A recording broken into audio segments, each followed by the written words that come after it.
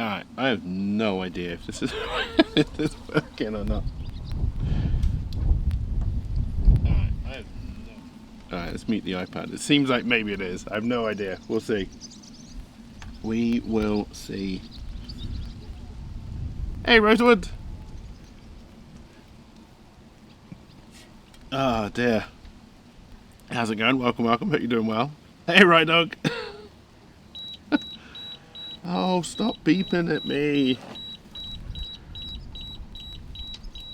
I mean, don't, because that's what you're meant to do, but it's also very annoying. But I guess that's fine. Oh, what are you smoking today, Right Dog? I'm just about to put the beef in. I thought I'd go live before I put the beef in. I have no idea how long this bit of beef is going to take to smoke. I guess we'll find out. I guess we'll find out. Ah, dear. Yeah, doing beef, then I'm going to put some ribs in a little bit later. And I also, I hope you can hear me alright. I have no idea. I can't really monitor it that well.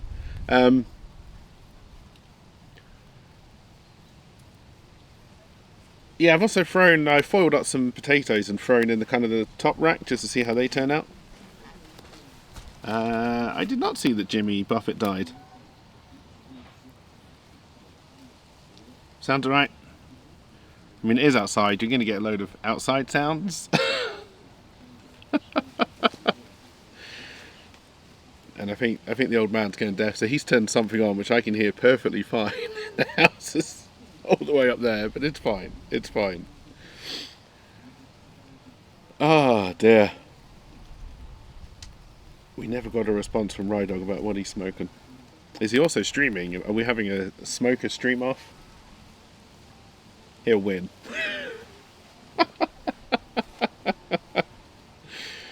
I can guarantee he'll win. Also, I don't know how well the two camera setup is really working. And I've just realised that whenever I'm actually... This was meant to be smoker cam over here. And I've just realised that whenever I'm at the smoker, all you're going to see is my ass. I guess that might appeal to a certain section of Twitch.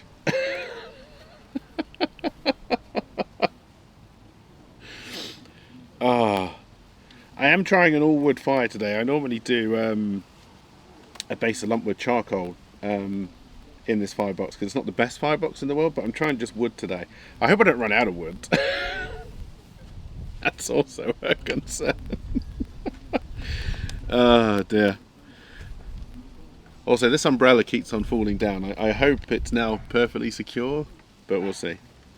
I'm just wondering what you're smoking, Right Dog. I'm going to get my beef ready. Oh! I have no idea what you can see in here when I'm doing stuff over here. I didn't. I prepared as much as I could. Oh. Also, like I said, you're probably just going to see my ass when I actually put this in the smoker. Easy, so nothing breaks. Oh, where's me temperature probe? Got beef for good probing.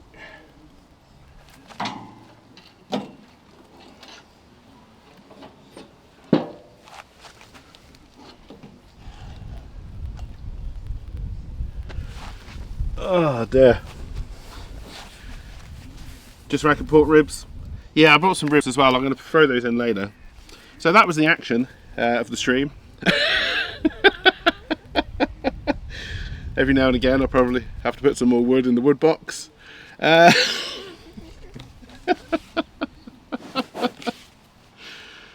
Oh dear.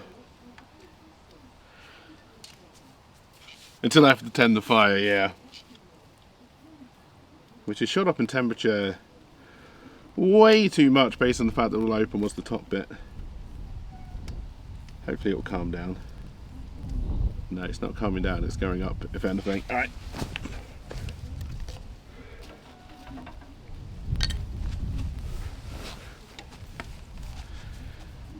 See if we can bring that temperature down. That's way too hot for smoking. I don't know if you can see the readout for temperature. Oh, my scientific piece of wood. Wait until you see how... Oh shit, how am I going to get the beef out? That is a very good question. Hey Serenity! How's it going? Welcome, welcome. Now I need you to be dropping in temperature. You're doing the exact opposite of what I want you to do. The wind did pick up just as I did it, which is typical. Good thing got hours to figure it out. That is true. That is true. We're aiming for around 60, 65 internal temperature, and what, we're at 7 right now on the beef.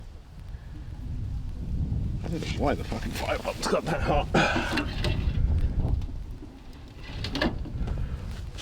Oh. This wind isn't going to help.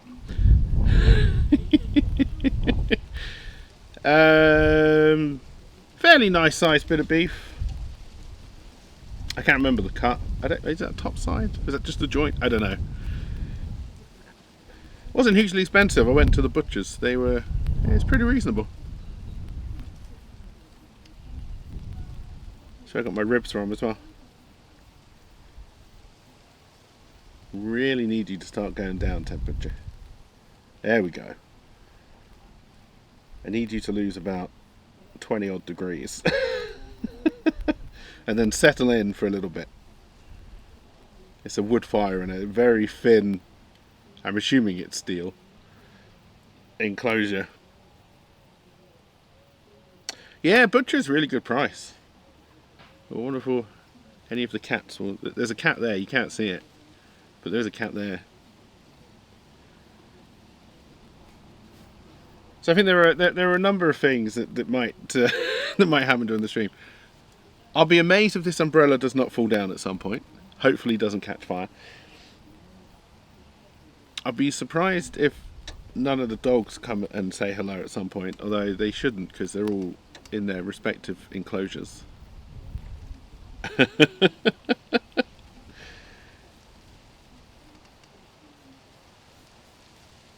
Having never handled a brisket, I don't know. But it could be.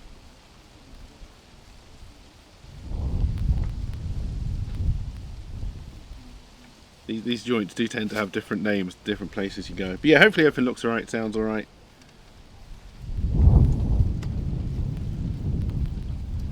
I've moved basically my entire streaming setup outside. Also, we are not losing. It's settled in nicely, 140, and I do not understand why. Oh dear.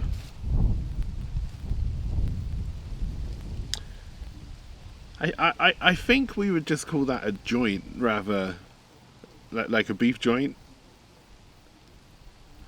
because it's not topside, it's not like rib or anything like that. Normally I do rib. I've never tried to smoke this particular cut before. Well, obviously I haven't smoked this particular cut before because that'd be ridiculous. It has settled in so nicely, 30 degrees too hot. It's so typical of this thing. Alright, it's dropping. It's dropping. Here we go. This is what we want. This is what we want. Oh, hopefully you've all got nice weather today, wherever you are. It's, as you can see, it's gorgeous here today. Absolutely gorgeous. I hear jingle bells. We're fine. We're fine.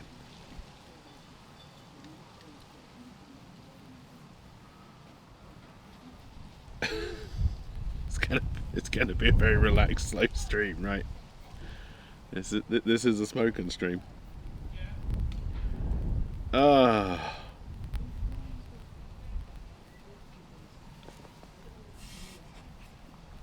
A bit chilly with the morning. It wasn't even chilly this morning. It was because I was out and about to get all the wood and the meat and stuff. I was up earlier, but like I headed out about 8 o'clock this morning. It was already really warm.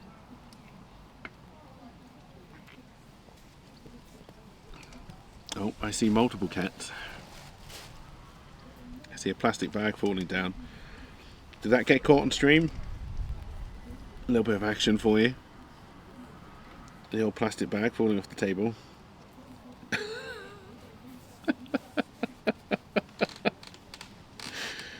Oh dear.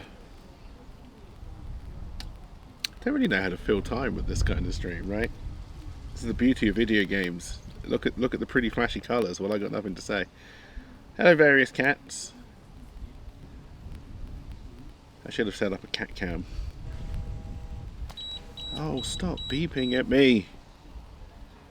Why are you telling me it's too hot when it's 20 degrees cooler than it was before, you stupid temperature bastard? I know it's too hot.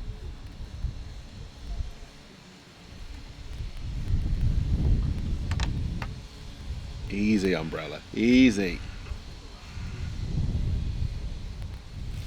You're fine. It's not that windy. Although based on this umbrella, you think you could sail a bloody ship.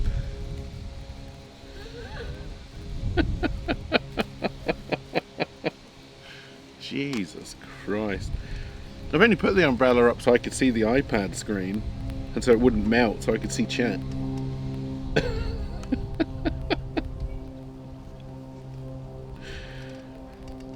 So two things I've realised by bringing all of my screens and devices outside.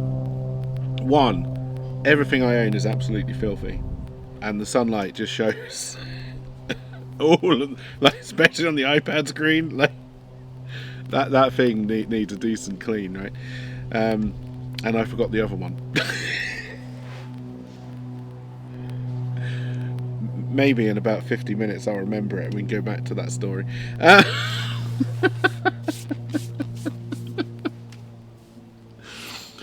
Also, it's really weird not having, because I didn't bring like a monitor or anything out, so I don't have a live preview. So all I know that's happening is what I see on stream, which is about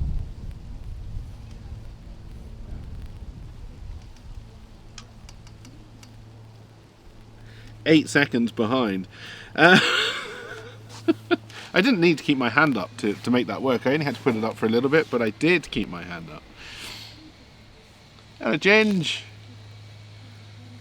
You coming to investigate? Not yet, but I do have a nice bottle of Sancerre chilling in the fridge.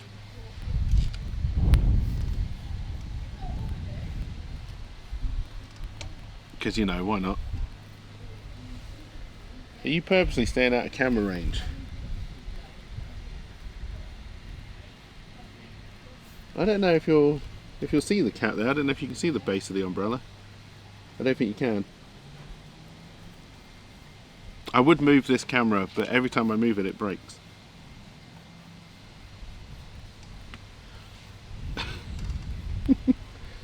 Hey, you right, kitten? Hey? Hey? Yeah, those are the old car batteries I'm using to keep the umbrella weight down. I believe it's now under my chair. We need you to come this side, I think. Although I don't know how high up you'd need to be.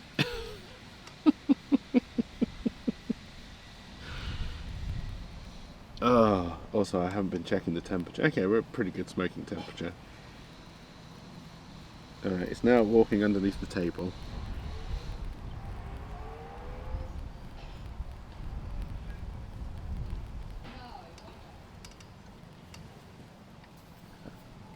They're not the friendliest. Well, no, they are very friendly cats, but they definitely live on their own terms. I don't think I can encourage them. Ginge! Unless I had cat food.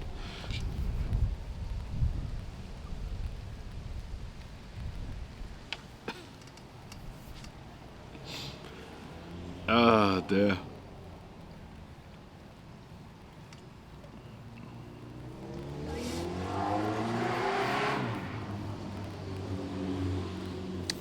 It's sitting just under the table. I don't know why I'm calling it.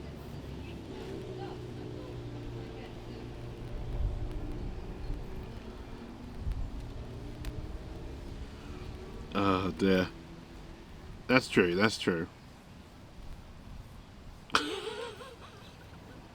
I don't know. I don't know what that's a reaction to, Rosewood, but all right. Oh dear.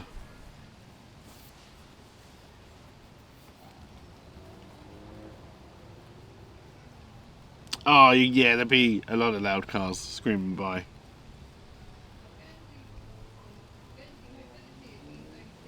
Like we're on a fairly small lane, but it connects two main roads by Guernsey standards, and it's kind of a shortcut that a lot of people use. By American standards, I'm assuming our main road to be what, country lanes.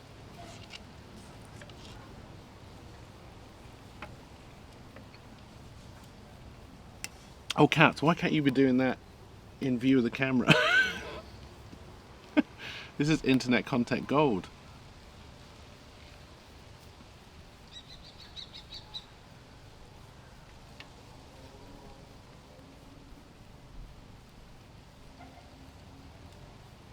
Oh, we've gone up a degree on the beef.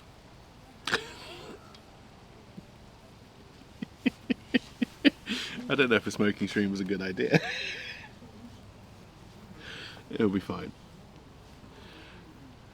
They are, so there's three of them. We've got the three kittens and they play quite a lot. They're climbing up a tree.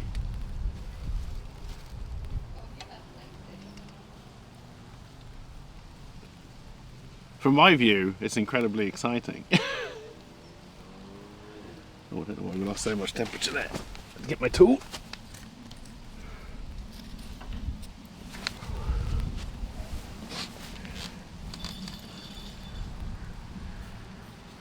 Not a good idea until the booze comes out.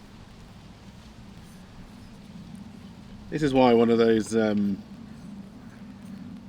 electric ones that maintains temperature, I definitely see the appeal of them.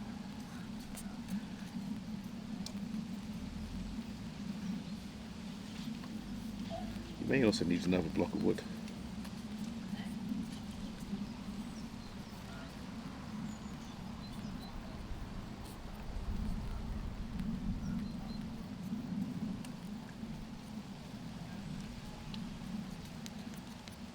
You may need another block of wood. Or, you know, some actual fire would be good.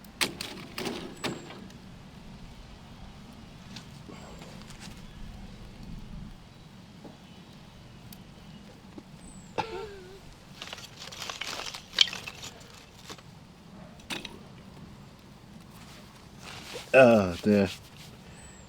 You wanted an electric one? Oh no, I just threw my tool in.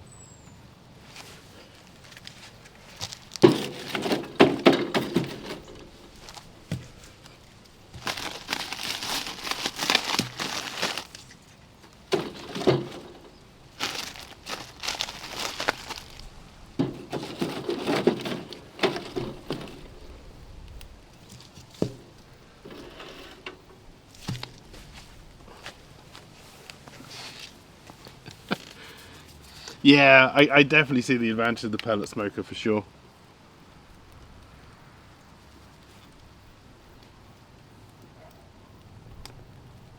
I am going to need to find a new tool.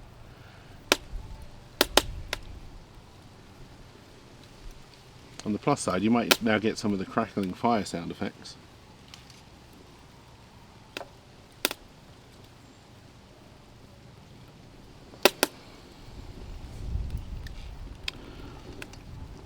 What I'm doing now is exactly what you don't want to happen if you're smoking something. It's probably fine.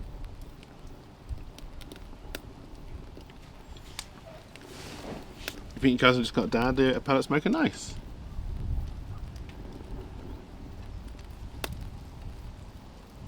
But yeah, like just for convenience, the kind of like set it and forget itness, I feel like you're more likely to smoke things on a pellet smoker, right? Whereas I've forgotten what these are called. Offset? I think it's called offset smokers. This I feel is more for the experience. Oh, nice. Very nice.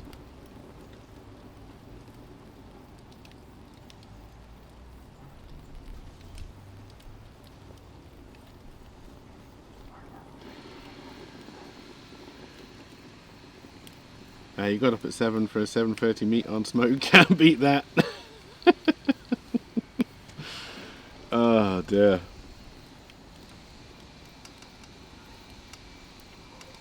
I have a feeling I may have woefully underestimated how long this beef is going to take to cook as well, but we'll see.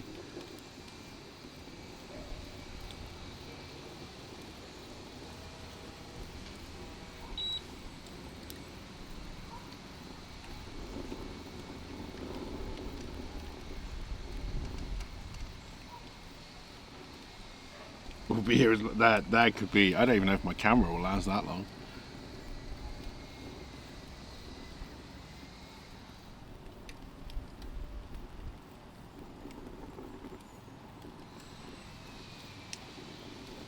Alright, we should be able to close it up again pretty soon.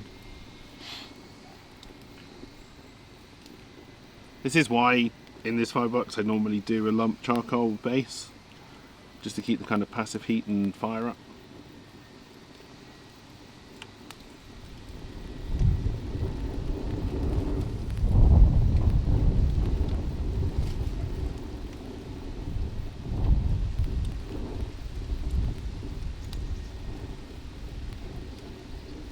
But I do wonder how much my frustration, like if, one, I've Guernsey told them, two, if I could afford it.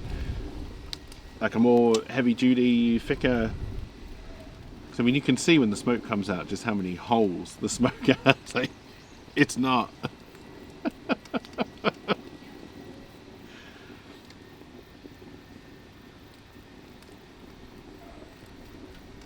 There is indeed fire. Now there's some exciting stuff. Here we go.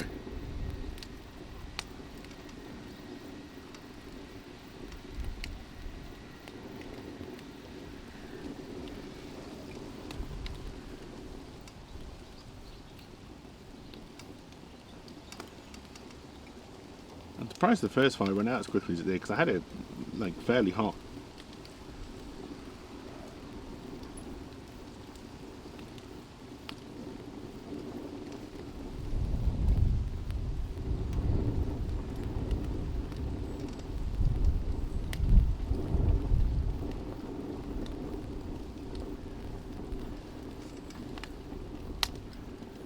That's way too hot now.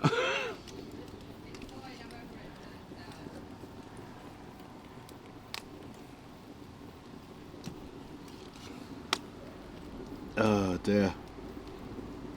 Hexco burr indeed. Anybody been watching any of the well, one, I'm assuming no one paid the extra to get Starfield early, right? You may have done, no judgment, but also judgment. But two, anyone else been watching Starfield stuff? I haven't eaten yet today, no, but I do have some Pano raisin over on the table. I am about 3 monsters in, though, so that's probably fine, right?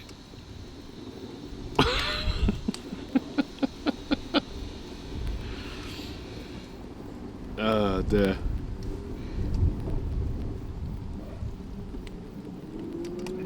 You've seen... Like, it's very hard to judge a Bethesda game. I think I've seen probably about a total of 20, maybe 30 minutes of gameplay footage.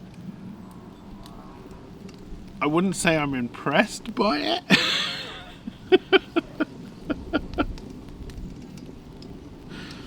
It is, yeah, it is.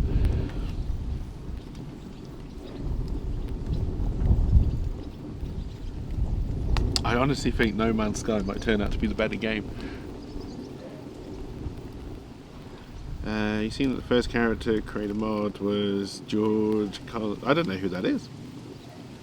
You don't like the UI, it both gives you too much and too little. Modders will fix all that, hopefully. I kind of want to go back to No Man's Sky because they did put out a fairly big patch. Oh yes, I know who you mean now. I believe there's now robot aliens. Or are we the aliens? I never know how that works out.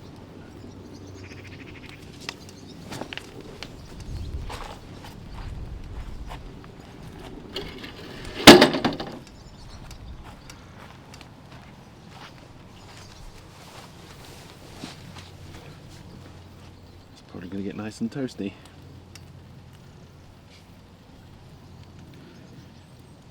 You have to go through a free screen to get to the map.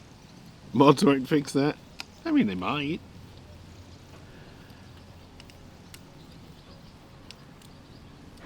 I already missed my tool.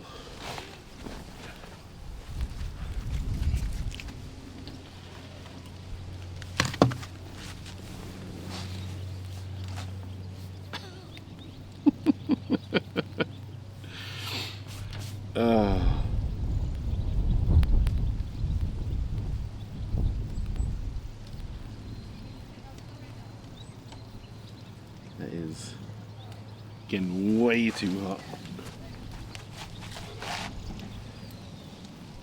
Beef's looking good.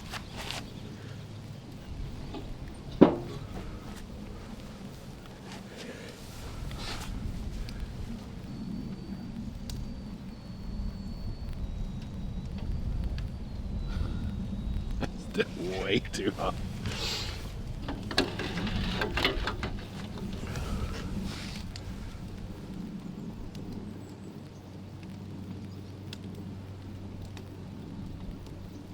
Now we're just cooking the goddamn beef, we're not smoking it.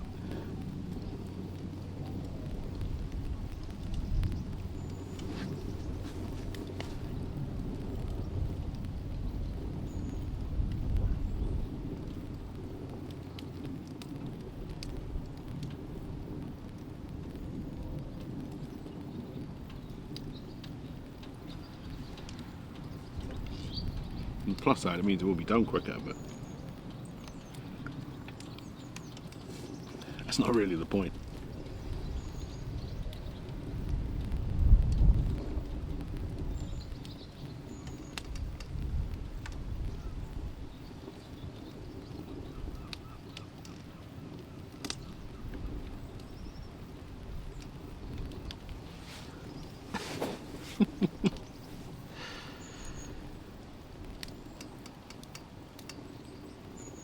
Easy, umbrella. Easy.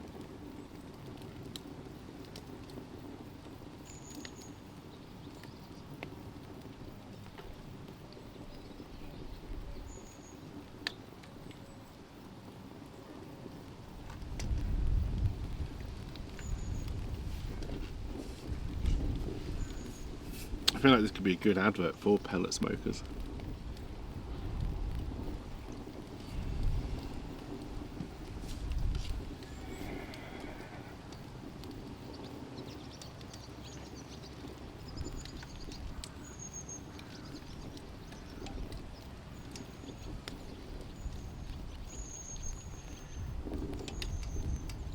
Yeah, I think this one as well. It's kind of dumped by the tractors, but it seemed to work.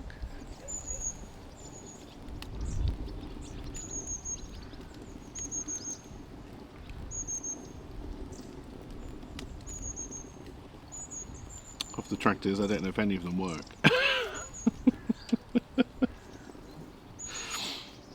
One of them doesn't even have tin work on it at the moment. It's probably fine. It's probably fine, don't worry about it.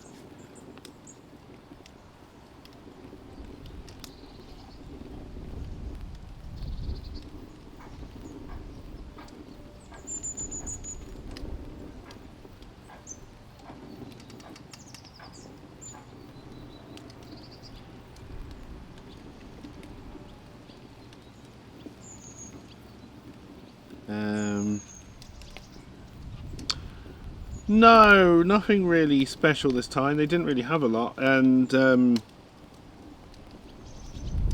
only, I think it was, I can't remember what, they only had one type of flavorful woods. I don't know how you put that, but it was £50 for a bag about that big, and I was like, no. Just no, I'll just use nice dry hardwood. That'll be fine. That'll be fine.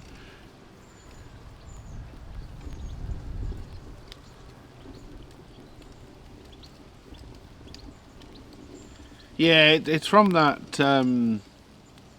Who's the fairly expensive like barbecue brand? I want to say there's something like Kimono Joe, but I don't know if that's correct.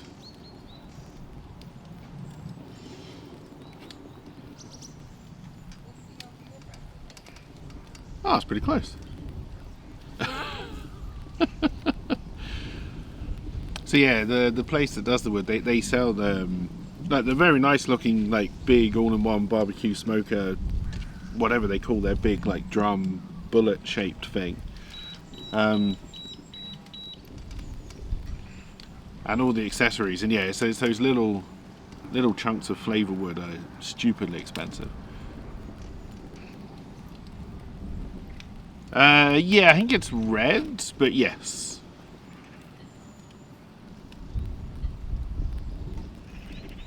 The egg, indeed.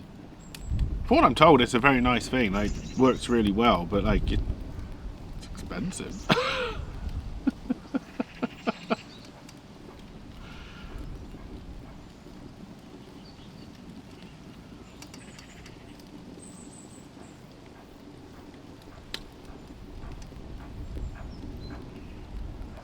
We're not getting a lot of early. Well, I mean, there's still smoke going across it, but we're not getting a lot of early smoke on the beef, which is going to be a problem.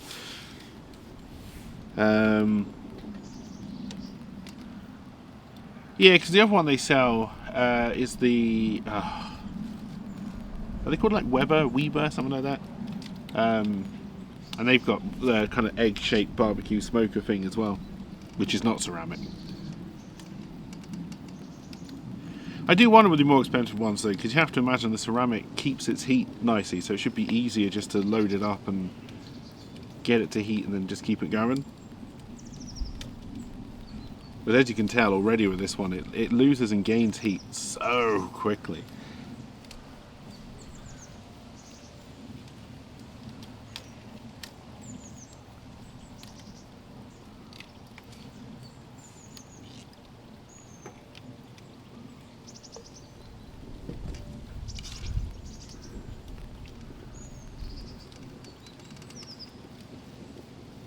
Takes a bit to get the heat, but it stays. Yeah.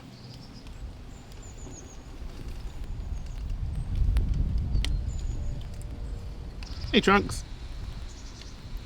That really needs some fishing lures type thing. Or the corks.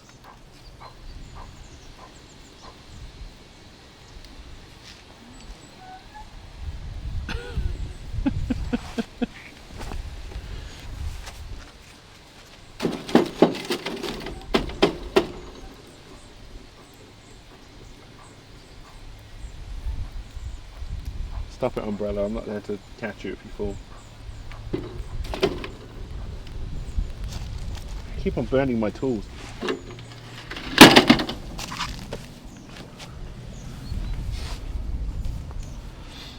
Oh dear, let's see how that goes. They have been staying off camera, yeah. They know.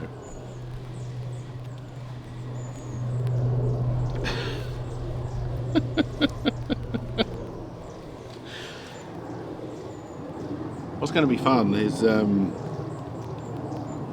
when I try to take the beef off the smoker using 2 logs, just kind of sandwich it, I guess.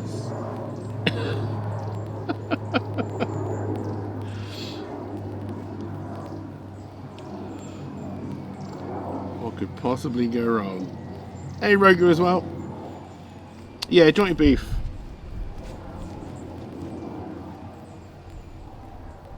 I don't know what the particular cut is called.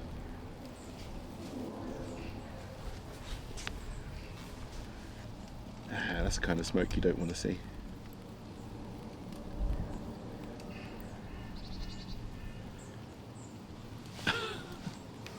Just stab it with a pointy stick. Might have to try and craft a spear.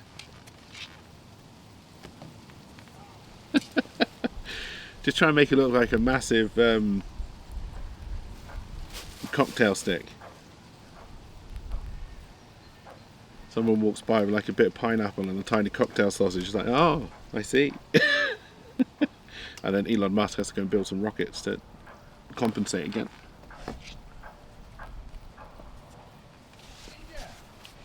or something like that. Oh dear.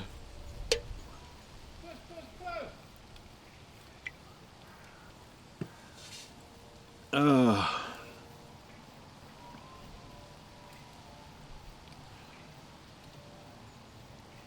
Sadly, they would be tempting the cats the wrong way.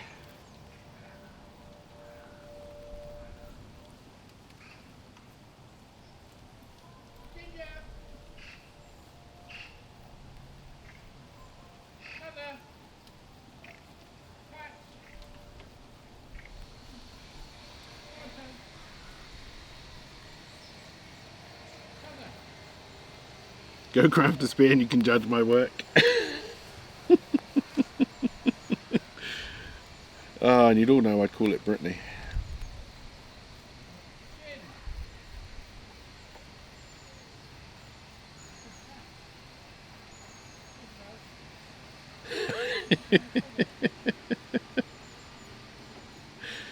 Oh dear. What other name for a spear is there? I mean, I believe she did have a sister, right? Jamie?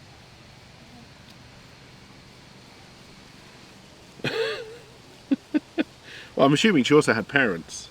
Most people normally do. Um,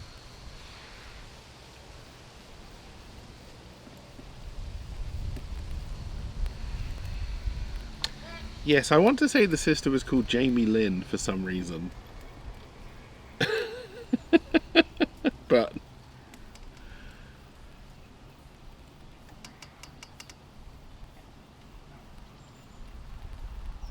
oh dear. Did they have a show? Did I think they maybe put out one song.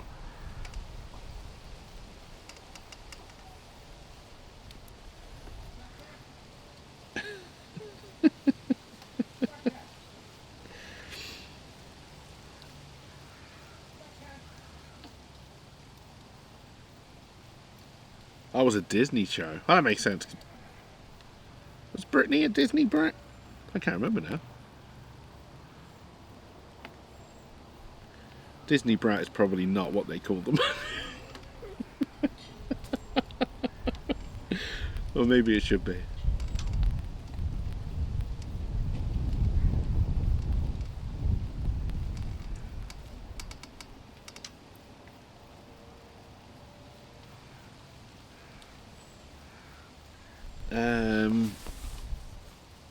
Zoe 101 and they had to stop filming it because she got pregnant.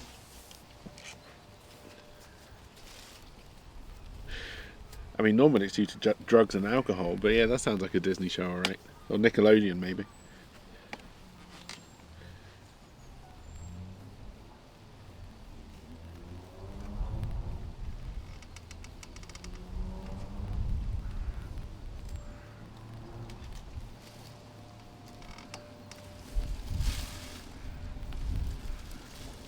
Umbrella, you're making me nervous.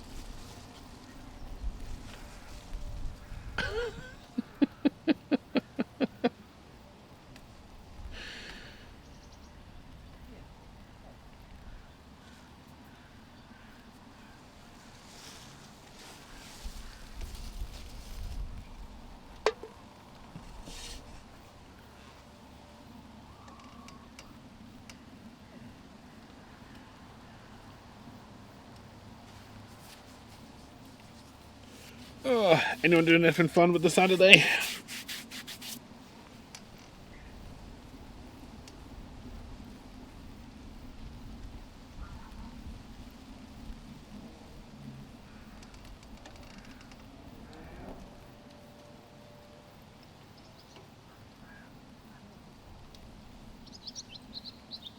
God, really? They just want to run hot on another tool today. Stupid bloody smoker. Tool number 3.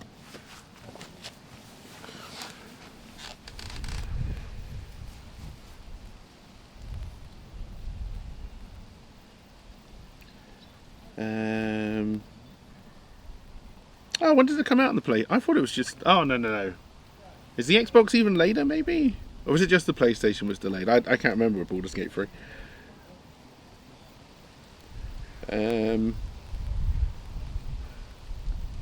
what tabletop game are you doing this time, Rogu? I got introduced to... I think it's called Everyday Heroes? Oh, it comes out today? Okay, that's not too bad.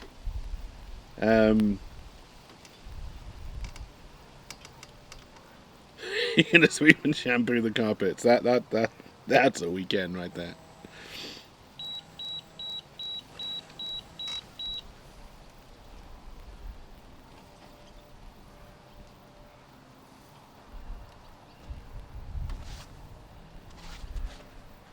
Which is kind of interesting. It's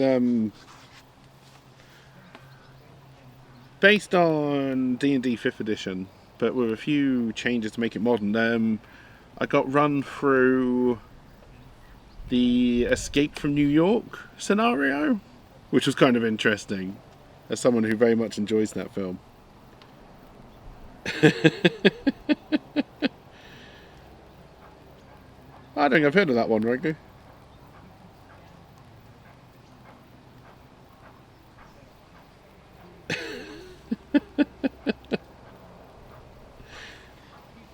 Oh dear. But no, there's some interesting, like both, like reworkings of D&D 5th edition and just game systems in their own right out there.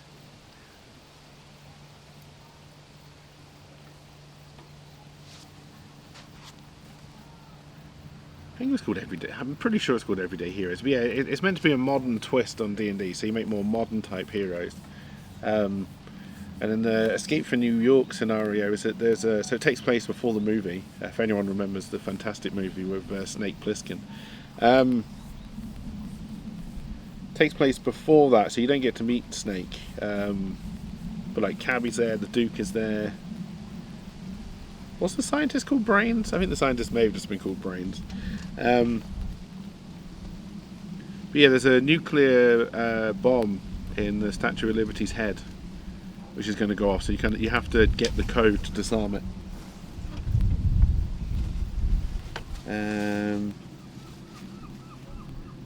I have not seen that. No, I've seen. Is that like a team-based story-driven one? Because I've seen there's a lot of what do they call them? Journaling tabletop RPGs, which are kind of interesting-ish.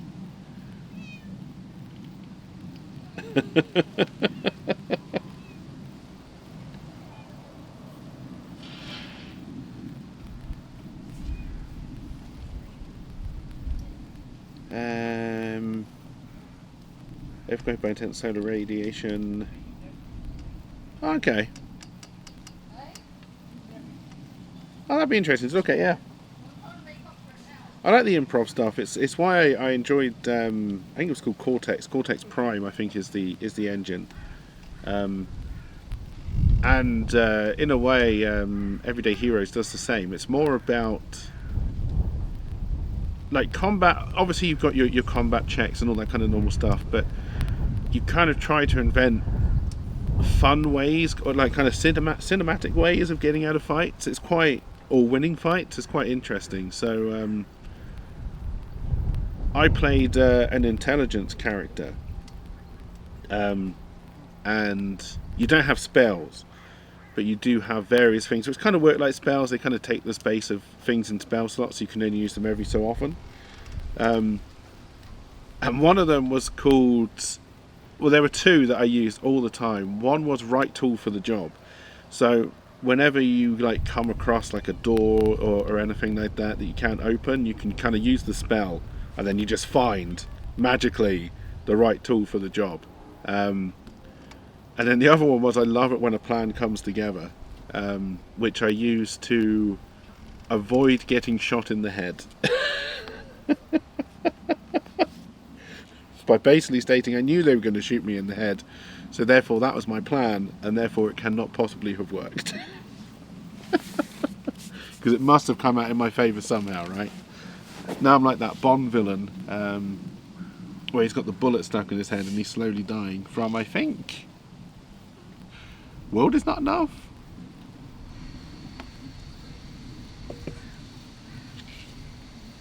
Played by Robert Carlyle, if I'm remembering my Bond villains correctly.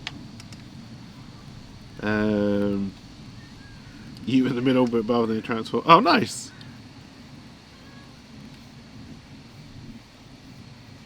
But no, I like the one. Like I said, I've really been enjoying the Cortex stuff because combat is different. It's not against armor checks. Everybody rolls dice, so that it's dice v dice. In that way, it's kind of like more board gamey. Like if you've ever seen anyone play, like Marvel Crisis Protocol or any of those kind of tabletop RPG games, really, it's dice v dice, which is quite nice. And yeah, you try to tell a story with every action you do. I'm trying to think what system the Blade Runner tabletop RPG was based on. That may be Cortex. Hey, Dills. You ignoring me? 100%.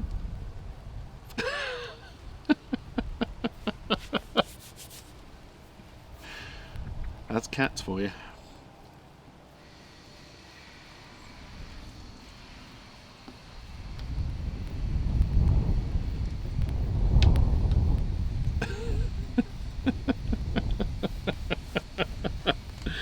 Oh dear, that's cats for you, right? That's cats for you.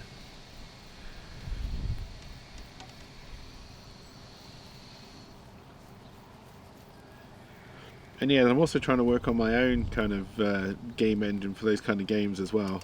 It's not going particularly great.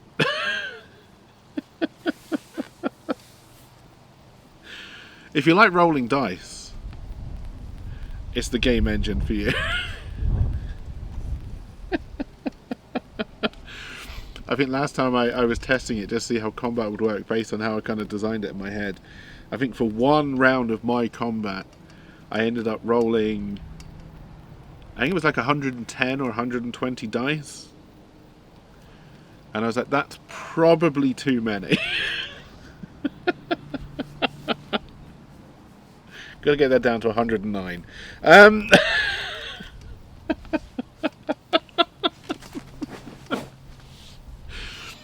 It's because like I was trying to emulate like Vampire Survivors, Soulstone Survivors, like that kind of idea of combat. So you got a lot of enemies in front of you, and there's kind of a lot of things that might proc off of your one attack, and then every time something procced, you had to do another roll, and then something could proc off the proc. It got very complicated, and then of course when it wasn't your turn, you had to roll for all the enemies, and there could be lots of them.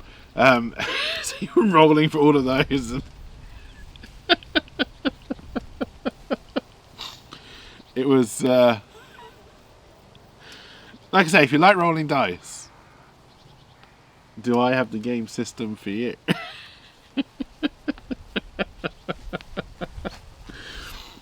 Oh dear.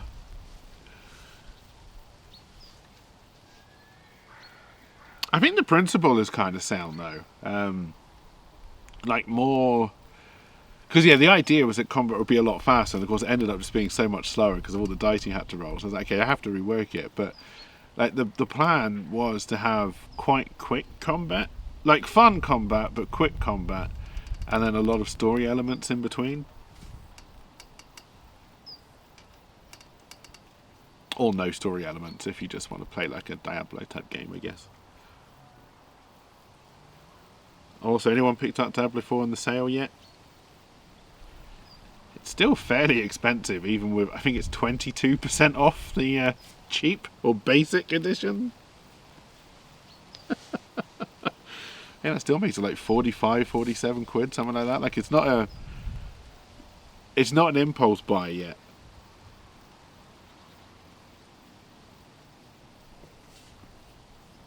I haven't picked it up purely because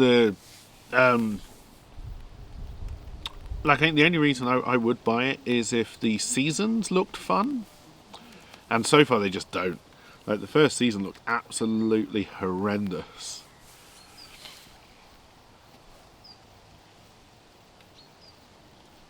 You've already bought your dumb purchase of the year. Was that the PS5? Or are you just talking game wise?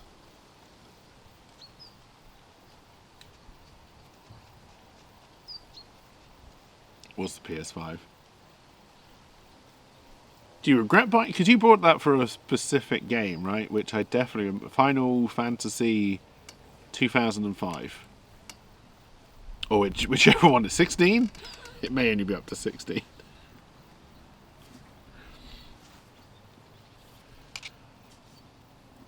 Oh dear. That's the problem with consoles and console-specific games, right? If you only buy it for one game, that it's more than likely going to happen. Whereas if the PS5 is your main device, then I'm sure it's a great machine, right? But there would have to be a lot of games that I can't play on my PC that came out to make it worthwhile. You don't have the money for more games, also a problem.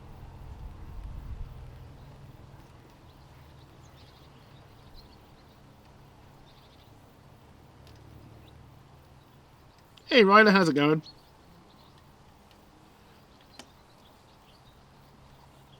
Have fun doing that. Also, what a friend. Forbidden West, is that the Horizon sequel? Because I'll probably pick that up when it comes out on PC. Oh, carport roof. I read carpet roof, and I was going to ask you why you had a roof for your carpet, but carport roof makes a lot more sense. Also, how a roof for a carpet would even work. Or was it a roof made of carpet? They just sounded like terrible ideas.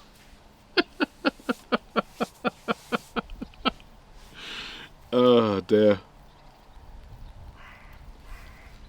This is why reading comprehension is so important. Oh dear. You sure someone somewhere has carpet on their roof deep in the depths of Gary, Indiana? Yeah, I want to play it. I really enjoyed Horizon. Never played the DLC for Horizon though.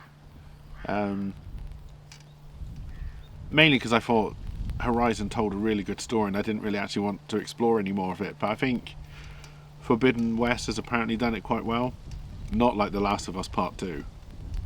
I'm sure there are a lot of people who like that game, but it was utter trash and didn't need to be made. So I'm sure they'll probably make a third one. DLC for Forbidden West was good.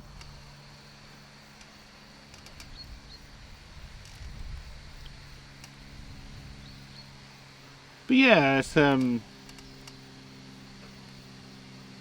I don't know where that sentence was going. We'll just abandon that one.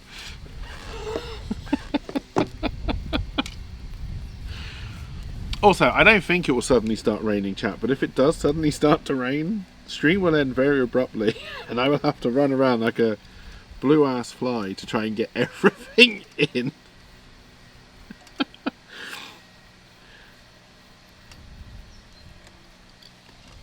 Also, I just poked myself in the forehead with my glasses. I know how glasses work.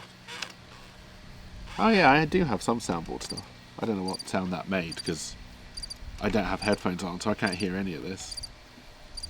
Also, is it still going? I don't know what that was.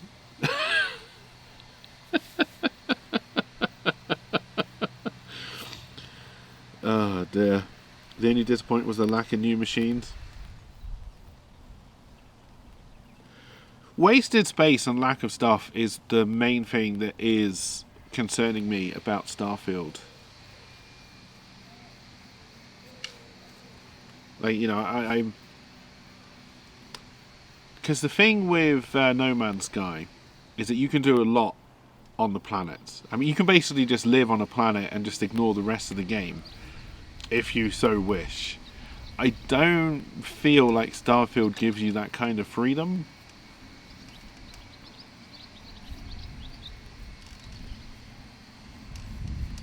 You didn't like the arena fight being so integral? Look, I'm sure it wasn't as bad as that fucking rhino shark or that fucking laser puzzle in Raft. Stupid fucking laser puzzle.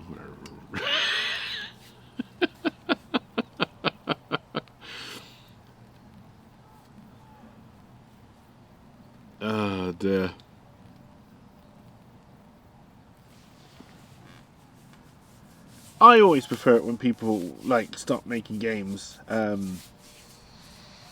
before they get bad, right? I understand that you've got a hot property, you're going to make a lot of money out of it.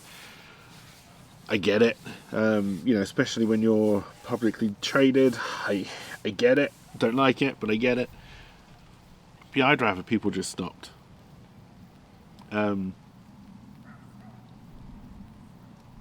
if there was a game series I wish people would make more of, I do wish, and if EA wants to give me the rights to Ultima, I'll happily take it. I do wish they would make more Ultima games. We'll ignore Ultima 8 and 9 because they were shit, but we go back to Ultima 7 and we just finish that story. Let's do it.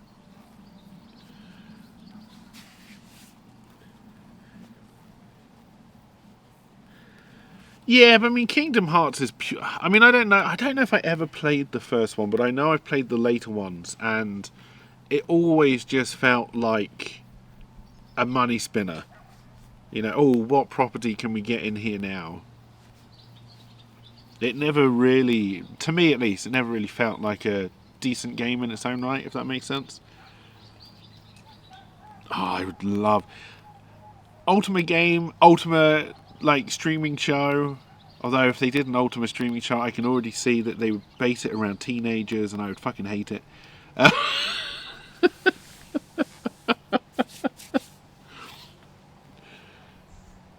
Oh, what was that? It wasn't wasn't Wheel of Time. What was the fantasy epic that I want to say MTV tried to make, but it probably wasn't MTV, but it was something very much like that. And it was just full of fucking teenagers, and it was awful. No, not Shadow and Bone. It was, well, in my opinion, it was a bigger fantasy series than that. Yes, it was Shannara. It was MTV. Oh, I so hoped I was wrong. It was awful. It was absolutely awful.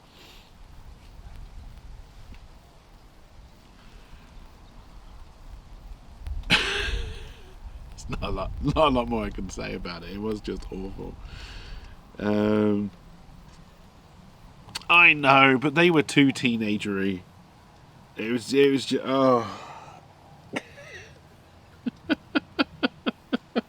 They were too modern teenager and not fantasy teenager, and it was awful. It was terrible.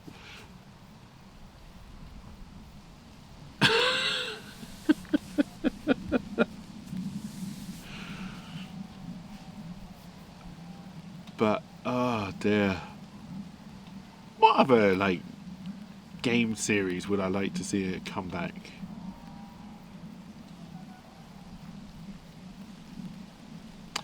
They should make a 26-part TV show of Marble Madness. Mainly because I would love to see how they would stretch that out to even 10 minutes. Oh,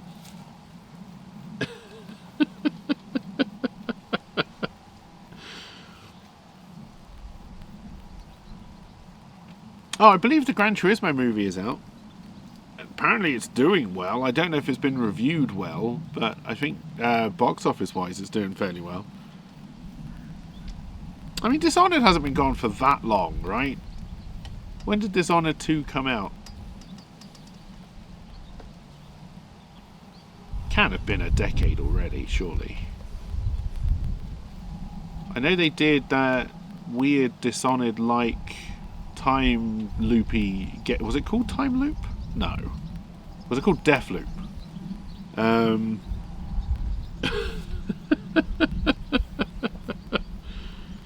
Oh dear.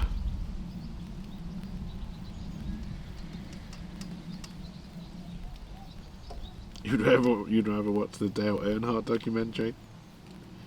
I wouldn't mind playing a new Bioshock game if they ever wanted to go back to Rapture or whatever the other one was called.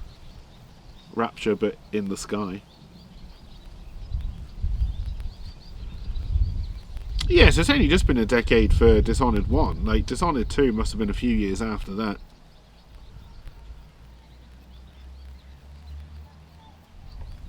And I think the average game development cycle length, there must have been an easier way of putting those words in order, is about 5 to 6 years now.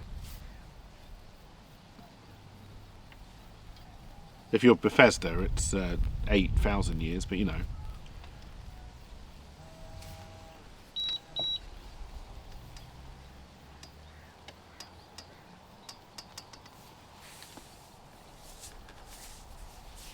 I like Dishonored. I'd happily play. Trouble is, I don't think you need a remaster of Dishonored because they still look pretty good. At least on PC, like maybe console wise, because you can't probably get them for modern consoles, but like they still look pretty sharp on PC.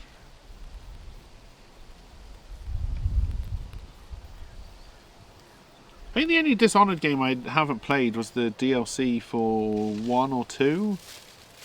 Trying to think what it was called.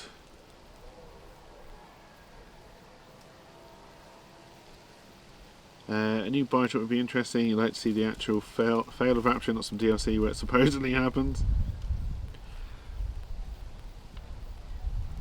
I think I would like... So, my issue is that every game, even story-driven games, are trying to go open world at the moment. And that's fine. That's enjoyable to an extent. But I would also like very much some on-the-rails narrative games to come out as well, right? Fun gameplay, obviously, but not everything has to be open world and the same.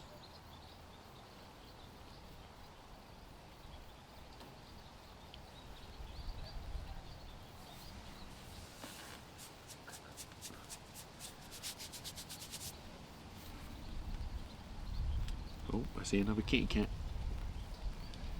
It probably also won't come this way.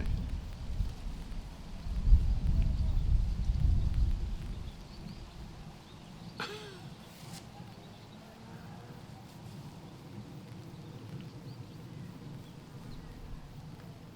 don't know, I'm trying to think of another game series that I'd quite like to play another one of. I know everybody's already clamouring for Baldur's Gate 3 DLC and Baldur's Gate 4. I'd rather prefer Larian Studios just did Divinity Original Sin 3, honestly. But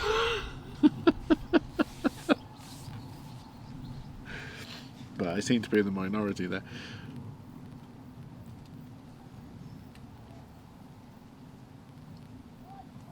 Also, what time is it? We'll probably have to put the ribs in soon. That'll be another bit of excitement for the stream. And then that's pretty much we're done.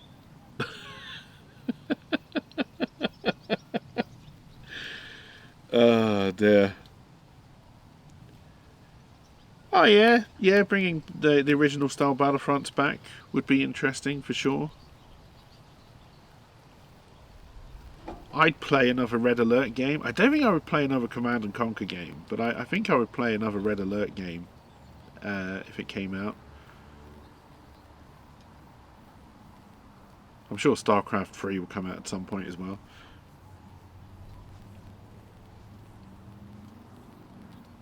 I am interested in City Skyline 2. Skylines? Cities Skyline? You know the game I'm talking about. Although that looks like it's got a shit ton of depth to it. And that game that is meant to be like The Sims but isn't The Sims, whose name I can't quite remember at the moment, looks interesting as well.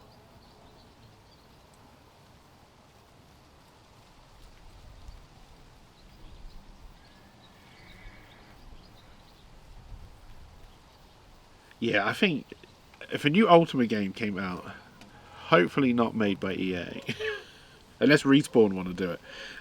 Hey, One Lander. Paralives? That sounds about right, yeah. Looks interesting. Any game that's non-cash grabby is all right with me. Um,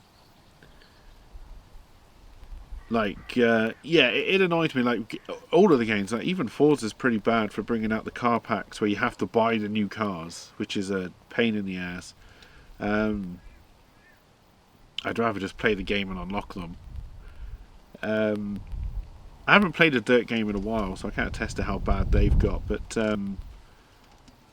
what was that one I tried a while ago? It wasn't a rally game. It was like Micro Machines, but it wasn't Micro Machines. It's those toys that you put down ramps. Hot Wheels. That was so bad for the amount of money it wanted you to spend after you bought what was a fairly expensive game. It was terrible. Oh, there were so many good World War Two and World War One plane games, right? Like the one I remember playing as a child was the Red Baron, which was absolutely. Used to love doing the local area network dogfights. It was so much fun.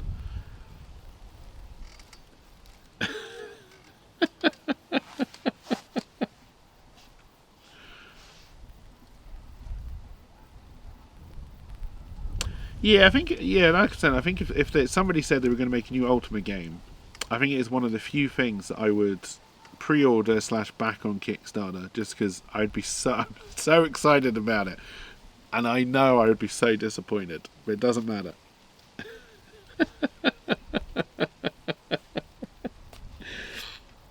Oh dear. This has turned into a nostalgia smoking stream. Get your dose of member berries. Yeah, I think I can think of anything else. Like I remember playing as a child that I'd like to come back. Like they've already done Wolfenstein. They did Wolfenstein really well. Doom. Doom I like. Doom Eternal. Did they ever try to bring Alone in the Dark back? I feel like it's kind of been surpassed by Resident Evil and Alan Wake to a certain degree.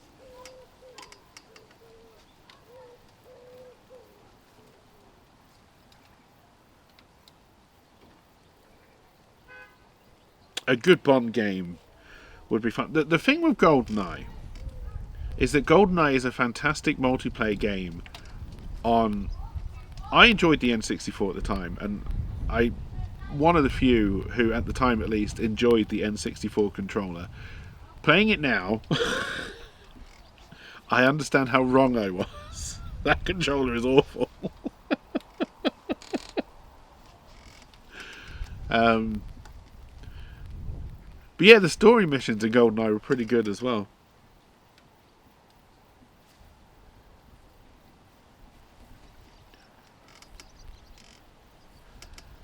I don't know, what else would I do? What else would I... If I had all the money in the world, would I really waste it bringing back old video games? Yeah, good thing as any to waste money on, I guess.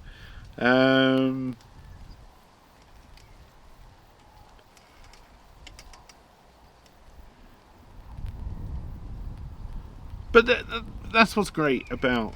It's one of the few things that's great about Nintendo, because Nintendo are a horrible company who ride their game franchises into the ground. But they are willing to experiment with console and controller design. And it's one of the things I really admire about Nintendo, is they are willing to take those risks. Like the Wii. No one thought the Wii was going to work. It's fantastic. The Wii U was a piece of shit because no one really understood what it was. I think even including Nintendo. But like you think about the Xbox controller and the PlayStation controller, yeah, they've got different form factors, but they are very similar in approach, right? Whereas the N64 controller, with its 3 prongs and kind of weird ways you were meant to hold it, depending on what you were playing, was interesting. The GameCube controller, which a lot of people like, I'm not a huge fan of the GameCube controller myself, But you know, again, it's kind of cool at least.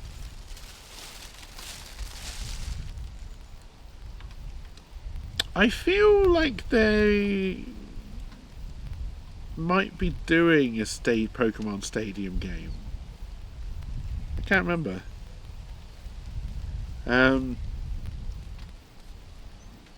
know Pokemon Studio is one of the few studios that came out and apologised after Baldur's Gate 3, because it's like, yeah, alright, we get it. Compared to this game, ours is shit. Sorry.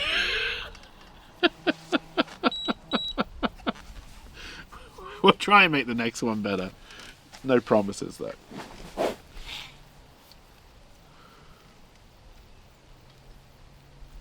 I'm trying to think what I played on my... What games did I play on my classic Atari ST, or STE, when we upgraded? Ultima 7, of course, my childhood favourite. Monkey Island. They did a new Monkey Island recently, and it was...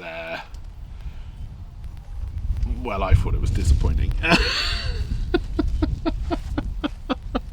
Honestly.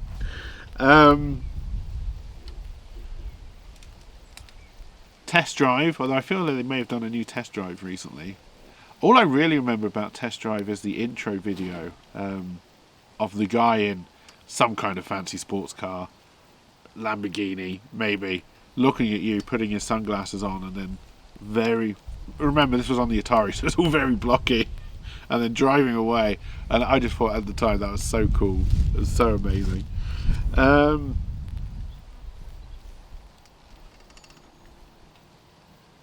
Marble Madness. Oh, what was that game? It was like a platform game. It was like a guy in a Mac with a hat. I think he's meant to be a private investigator.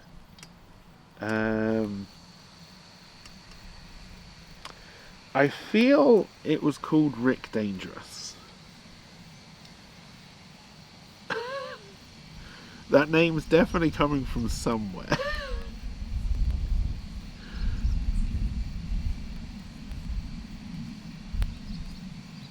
But Rick Dangerous also sounds like a wrestler or some kind of generic villain from something.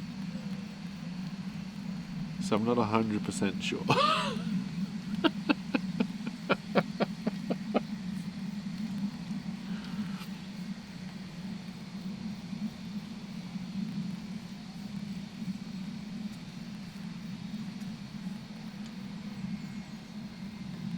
After the Atari, you would have moved on to the Super Nintendo.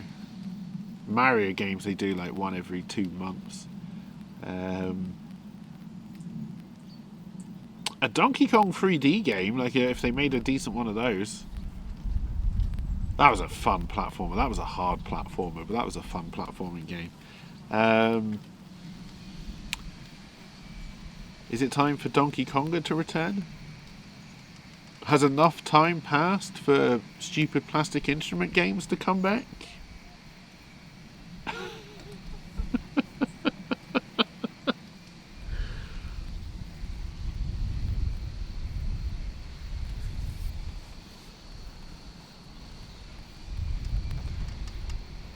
Although I imagine if they'd come back, they'd make them playable online and you would all just sit in your separate houses with the separate instruments, and I don't see that being as much fun.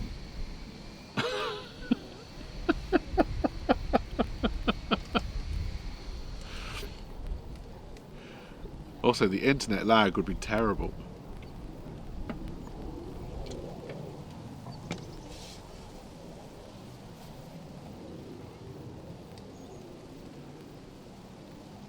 Oh, there was a cat on the chair.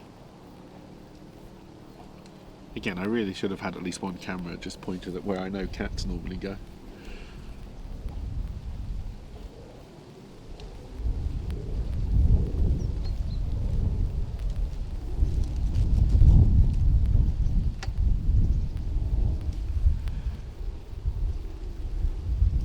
I'm probably going to have to go and get the ribs in there in a little bit.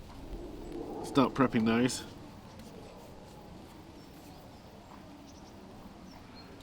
We have to throw another log on the fire before we do that though.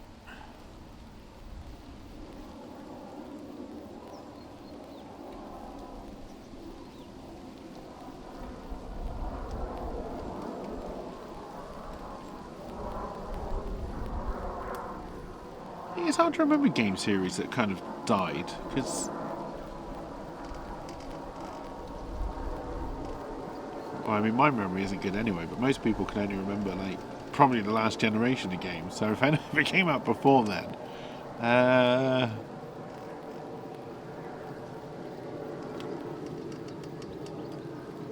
like, I doubt most people, I'm saying this sentence wrong, because there's too many negatives in it, but, like, I bet most people have no idea that the Ultima series of games even exists.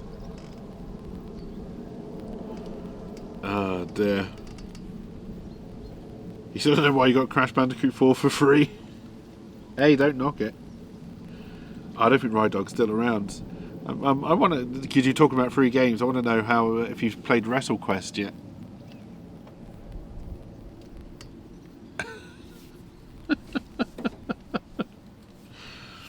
An RPG based around wrestling? I mean, I guess technically the WWE games are RPGs based around wrestling, but I'm hoping WrestleQuest story is a little bit better. Good God, that story mode. Oh yeah, Toy Soldiers, yeah. Was that the one based on the film?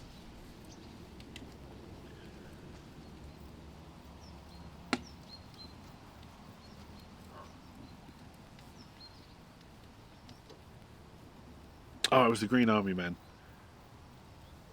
I mean, I'm pretty convinced that because Baldur's Gate 3 has been so successful, I'm pretty convinced we're going to see probably Neverwinter Nights come back probably in a big way. What were the other D&D kind of Icewind Dale? Who was another big one? Is it time to do a new Eye of the Beholder game?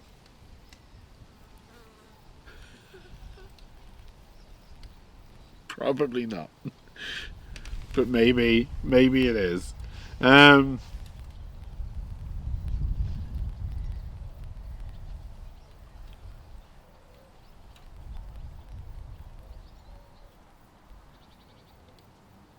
I can't really think of any other games I used to like.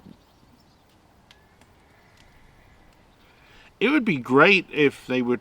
I believe they do exist, but it would be great if they could make a decent light gun that worked with modern displays. Because I do miss light gun games like Time Crisis, Duck Hunt, if you want to go that far back. House of the Dead was fantastic.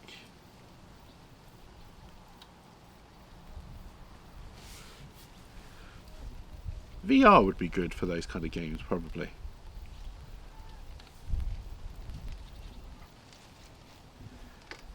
Oh dear. Hey, welcome back, Ride Dog. I was just asking if you tried WrestleQuest yet.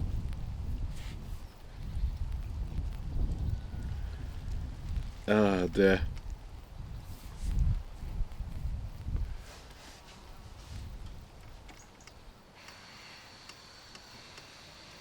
What about more? Well, I say more modern games. I would love. Don't hate me, chat. I would love to see World of Warcraft 2 come out.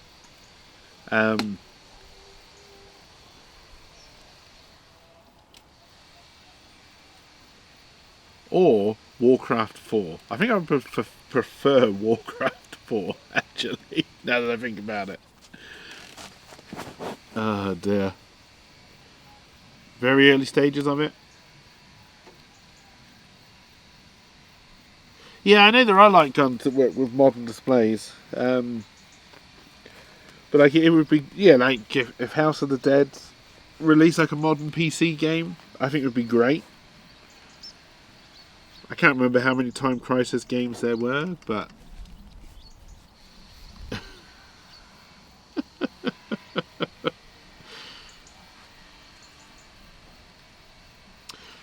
if they did a World of Warcraft 2, which I don't think they ever will, not why World of Warcraft makes them so much money, because I think the one thing they realised is they probably couldn't do a sub for World of Warcraft 2. So you'd probably have to go down the Battle Pass route, which I honestly wouldn't have a problem with.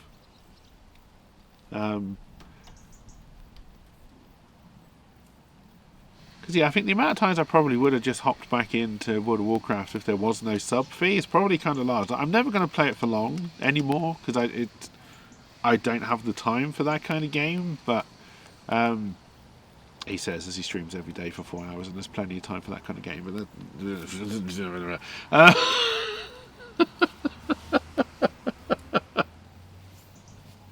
let's keep on streaming Satisfactory. Let's not become a World of Warcraft streamer.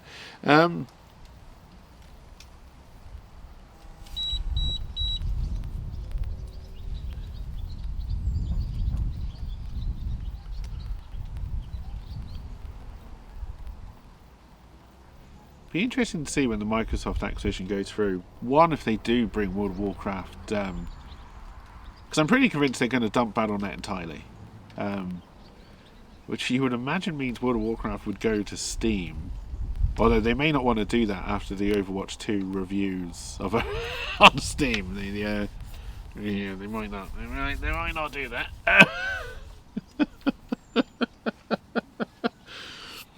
Although I loved, not in a good way, but I absolutely loved the Overwatch devs' response to that. It was, it's just review bombing. It's just upset people. It doesn't reflect the quality of our shitty game. Tempest Rising? New CNC style game? That'd be interesting. I know they did one in the not Starfield. Humans versus Bugs. Starship Troopers universe, which I think were reviewed quite well. And then they also released that team shooter, which I think people liked, but I don't think it picked up enough people because you can't kind of play it solo, if I'm correct. And there's not really enough people because it's fairly big squads. You'd imagine so, right? Battle.net doesn't make a lot of sense to them. Although neither does the weird deal Activision made with Ubisoft for Ubisoft to negotiate all of their cloud gaming contracts going forward. Oh dear. Hey LP, what was the question?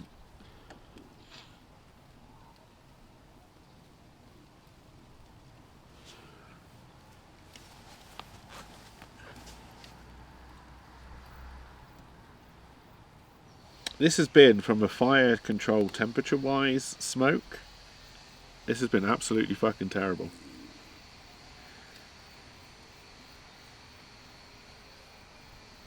Oh dear. Someone doesn't read their Discord messages? I'm working on an iPad here, come on.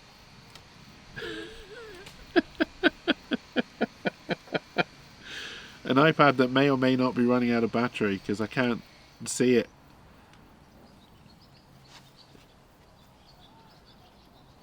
Oh dear.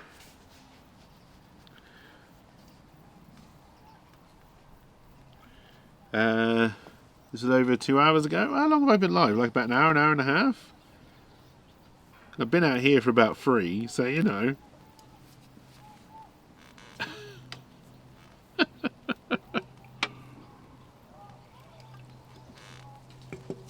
I think I went into my shed this morning to turn on the PC and I haven't been back since. Although I do need to go in there to get the ribs.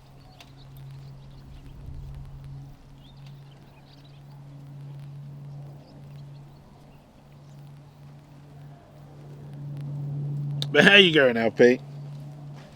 But yeah, the ribs and the beef only came to 46 quid from the butcher, which wasn't bad. And then I went to the shop after that just to get some drinks and stuff and some wine. And for a much smaller bit of beef, that was like £55 on its own.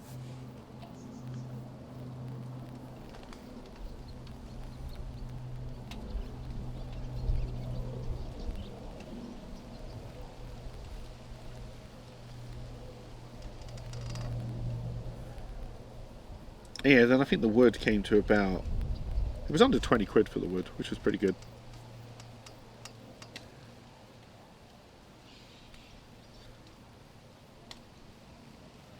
Beef is expensive. I honestly thought it was going to cost more. based on like I say, because I was going off the size of cuts that I see in supermarkets.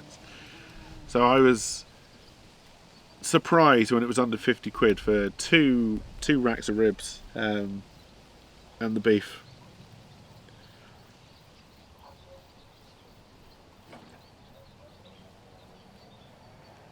Mostly, I am doing a set of ribs for the nephew because he's been bugging me to smoke him some ribs most of the summer. Oh dear.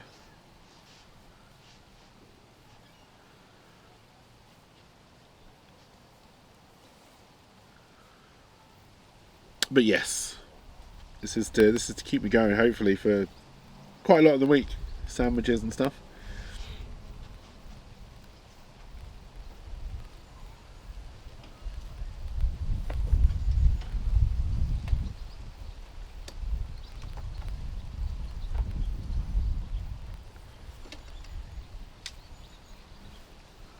The lamb was still expensive. I did look at a lamb leg as well, but yeah, that was, and that was like 50 something quid from the butcher.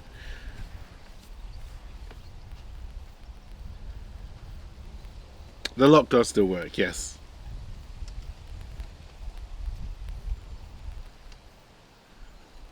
I do like lamb, but I definitely like lamb as a occasional treat, I guess.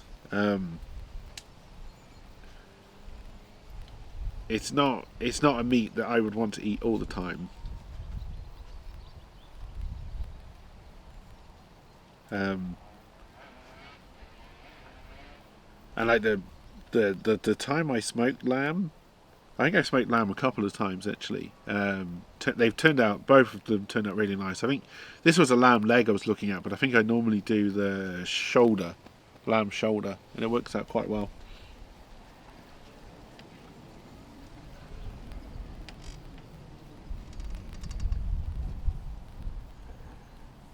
Right, we may have to have a little bit of stream excitement as I check the firebox in a minute. The time I tried it, you don't know if they didn't cook it well, but you got violently ill. Yeah, I mean that's going to put you off. That's going to put you off things, right?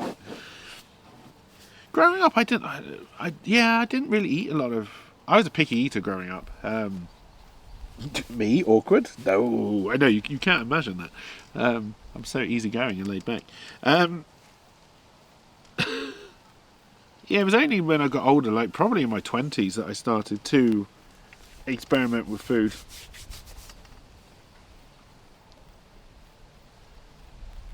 I used to eat mainly sausages. Good old plain pork sausages. I think I'm starting to put it down to the fact that I've got Crohn/IBS, and I think as a child, I just used to feel ill when they used to make me eat other stuff, but you can't really express yourself very well as a child, so you just have to come across as annoying and go, I just want sausages.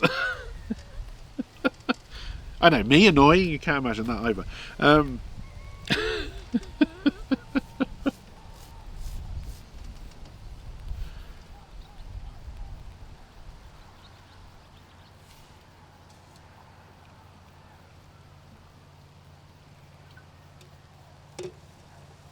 Oh dear. Oh, my phone battery is running low as well. Do I have a cable I can plug that in with? But yeah, I think you can see on the table that I did bring out a lot of my stream stuff, which I have to set up for tomorrow to play Baldur's Gate 3 with LP back inside. Oh dear.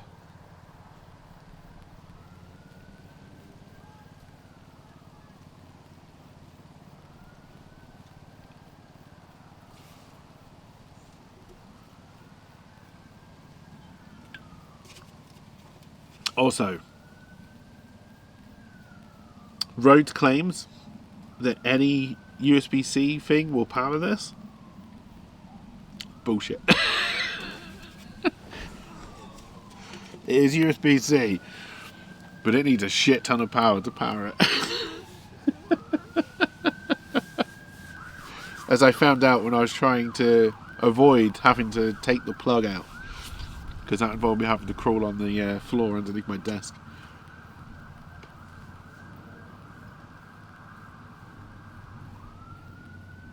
But yeah, I've got the two cameras. So this is again, I can't see how good any of this looks or how bad any of this looks, really, right? So I'm just hoping it looks and sounds alright. But yeah, this camera over here that I'm pointing to, that's the Canon camera, which is technically my worst camera. But because I've managed to be able to put it so far away, I've got the prime lens on it. And the prime lens is really good. Trouble is, if I wanted to use it as my face cam... So I mean, how far away from me is that camera right now? Like a good 10 feet. Maybe more. But yeah, decent prime lens really does help. I wonder what this camera would look like with a decent prime lens on it as well. I also worked out, so I'm using the Camlink 4K, which is a little USB device, and I'm using it through a fairly long USB 3 extension cable, and what I've realised is that the Camlink does not like being plugged in through an extension cable. No, because I only have the two camera inputs at the moment. Like if I had something like the A10 Mini Pro or something like that, which is a camera switcher with 4 devices on it, then I could have put the GoPro up as well. But yeah, I've got one internal capture card, and then I've got the Camlink 4K. So yeah, I've only got 2 at the moment.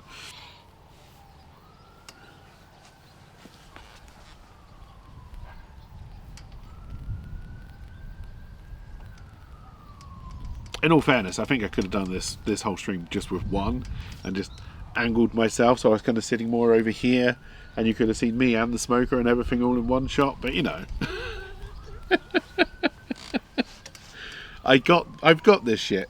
Same with the microphone, right? I'm using a, what are these called? Boom microphone? Yeah, boom microphone, shotgun microphone. Which, you know, I never get to use. What I would love, like if I was to do smoking streams on the regular, which, like if that was something I was looking into, I would have to build some kind of covered, like, what are they called? Pergolas? Something like that. So I could do it in the rain. But what I would love,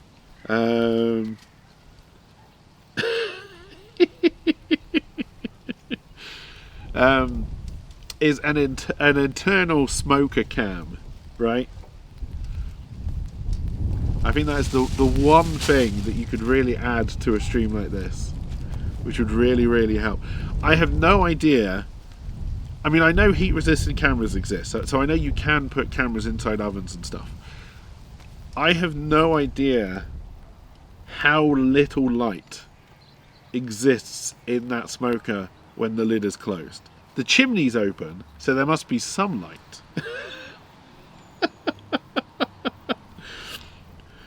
But part of me feels you'd probably have to end up like cutting the top, putting in like clear heat resistant perspex or whatever it is you can get that's like clear and heat resistant glass probably, and then just have like the camera mounted onto that. That seems too complicated for me. Because if you could just get a little camera and just kind of poke it through a hole and then see the inside.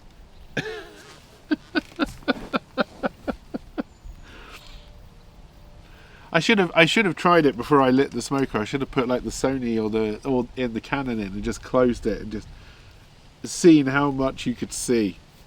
But yeah, I would imagine it's pretty dark in there. The fire would obviously help with light.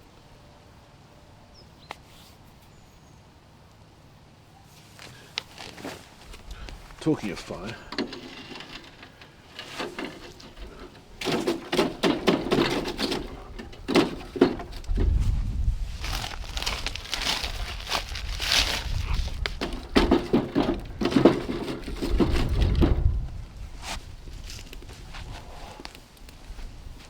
Also ass. If you put it on the opposite side of the fire, so that way it was like backlit or something would help. Yeah. Oh yeah, you'd have to come in this side, because then you've got the chimney which must let light in, and then when the fire. But the trouble is with the smoker, you don't really have a big fire all that often.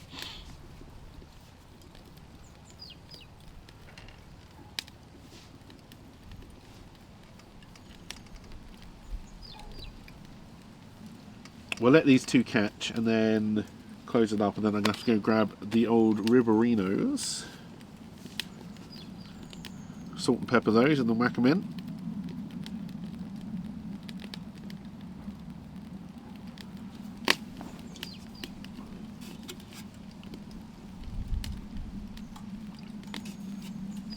But yeah, like to do something like that, I feel like I'd have to be like doing a smoking stream every week.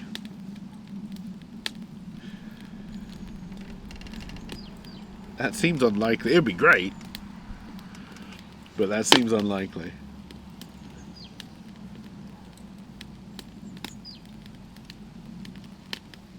I do have some baked potatoes in the smoker as well, yeah. I've never done them that way before. And I just kind of threw them in at the start, wrapped in tin foil. I'll just see how they turn out at the end.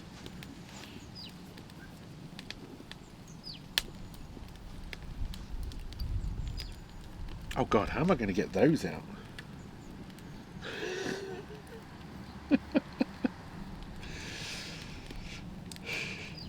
Putting things on the smoker is easy. Getting them off.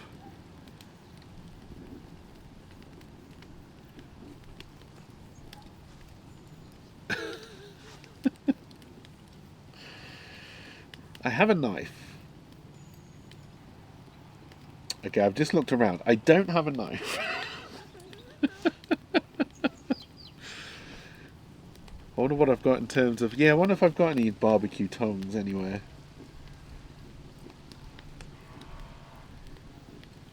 Either that or is going to be I'm going to be holding two logs and just kind of clamping everything together and trying to dump it somewhere safe. Which I'm sure will go well.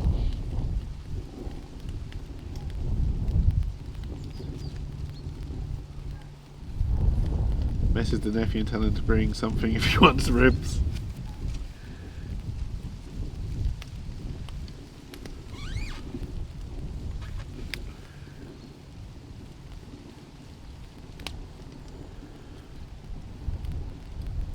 Also, the other way that would definitely make outdoor streaming so much easier is a fucking laptop.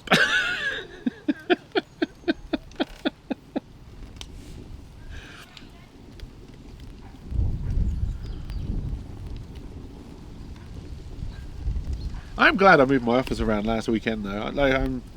I'm glad that it's all worked out. It's been quite nice today. Get the smoker going, just sit outside.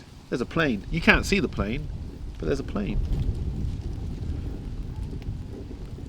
Okay, maybe the other thing I need to buy is like I should have strapped the GoPro to my hat. So whenever I was saying there was something, you could have actually seen it. There's a unicorn! That one may have been a lie. Or just a man sticking his penis through the bush.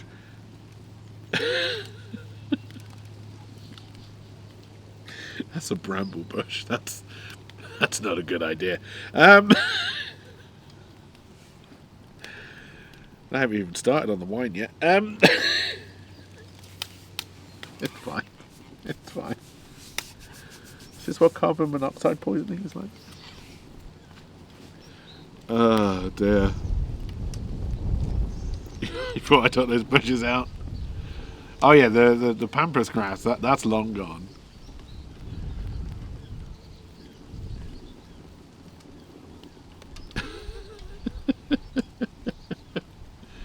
Stupid bushes with their stupid meanings.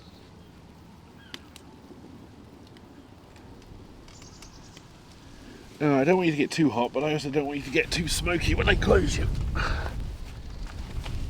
It's a balancing act. Tool number 4.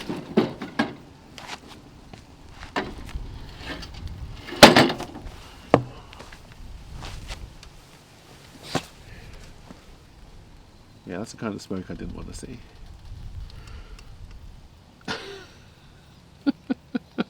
Also, I do apologise if I'm showing too much ass on stream.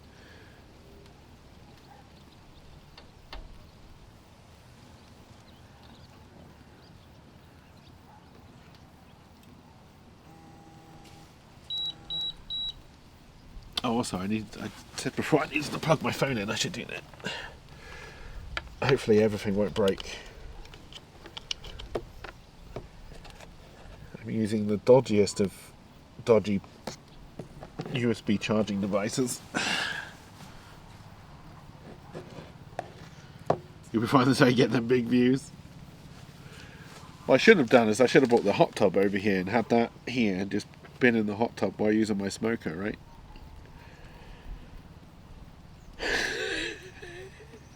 Sounds like a terrible idea.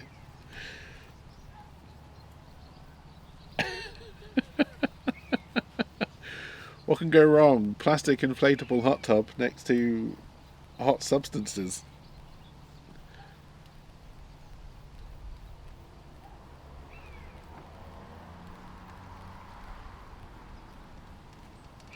Also, I don't think you can see it. I think you can just about see it in the small camera. Can I make the small camera a large camera? Did that work? I don't know, because I don't have any kind of live preview. I'll know in about 8 seconds. Okay, it did work. No, you can't quite see it. You can probably see the little wooden cannon. I don't know why I'm pointing on the iPad as if that's going to point to you, where things are. There's a little wooden cannon. You can see the back end of the grey tractor.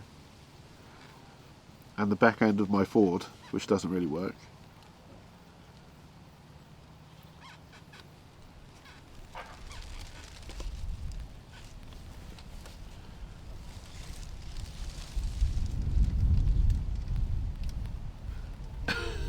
That was interesting, right?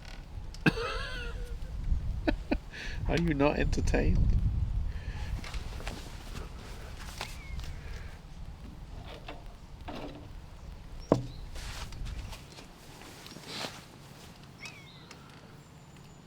Oh no, I came back in time to see my own ass. God damn you, time delay.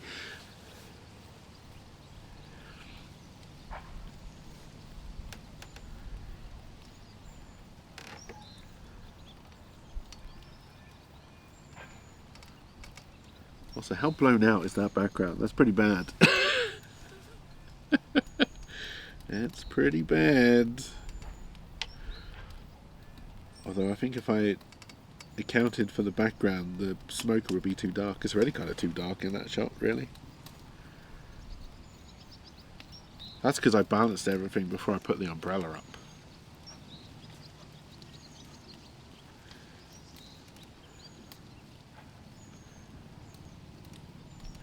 And I don't want to touch anything because then the cameras will stop talking to OBS.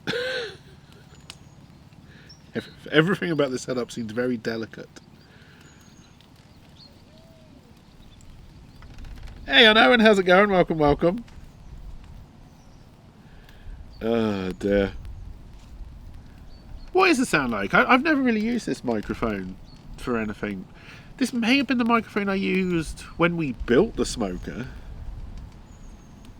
many moons ago.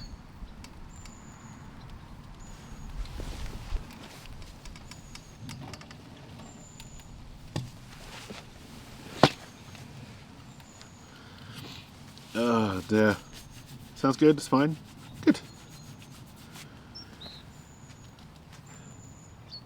I was going to use my wireless mics. Actually, I could have used my wireless mic. I'm going to tell you a story. I was going to use my wireless mics, but then I decided not to because the Rodecaster, which picks up the wireless mics, was in the shed and it was cutting in and out all the time. So I was like, fine, I'm going to have to bring it outside and find a microphone that I can use with it, right? The fact that it's right there means the wireless mics would have been fine.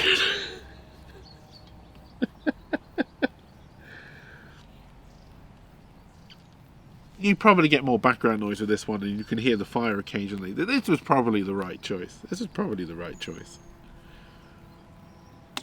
Yeah, you get to hear the birds chirping. Sounds of nature.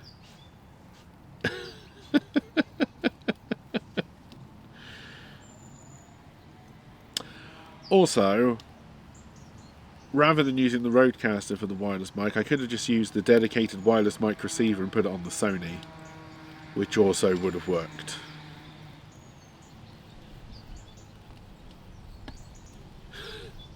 It's fine.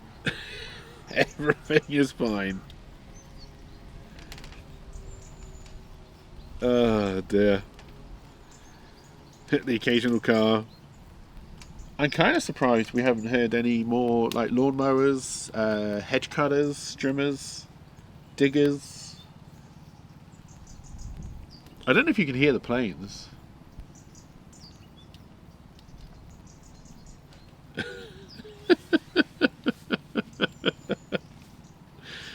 I've really got to go and get these ribs or I'm going to forget to put them in.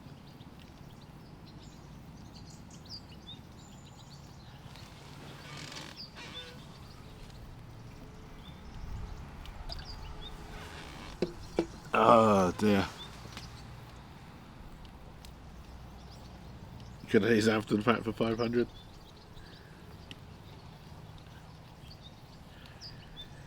We still got a lot of smoking to do. What time is it now? Oh yeah, I woefully underestimated how long that beef was going to take, eh? I'd be surprised if that's done in 2 hours.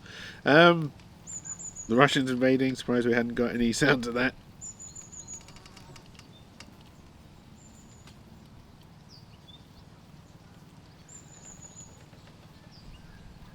Okay, you just got way too hot again for no apparent reason. Well, obviously, fire. I've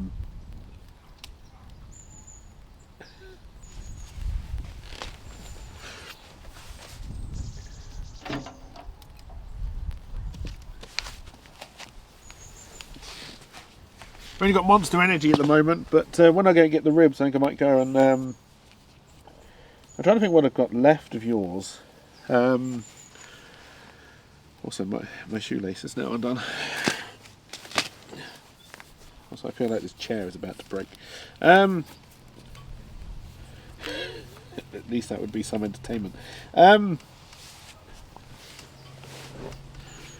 I think I've got some of those shandy type things. I don't think I've had the shandy type things yet. I feel like something light like that would be quite nice. The country fairs this weekend. We have a big air show. Lots of jets flying by all week. We will have our air show soon. It's in September. Sadly, you don't really see enough planes from here, and it's way too early for my stream. I was also like, oh, I'll stream the air show. I was like, yeah, no. It would just be a camera pointing at blue sky. He says when he's done a stream, there's just been a camera pointing at a closed smoker. It's probably fine. Don't worry about it. Yeah, I'd imagine your air show is a lot bigger than our air show. Like, we'll probably have some Spitfires, because it's a World War II. It used to be the Battle of Britain Air Display, but they're not allowed to call it that now for political reasons. So it's just the air show. But yeah, something like Spitfires, Lancasters, the Red Arrows normally stop by.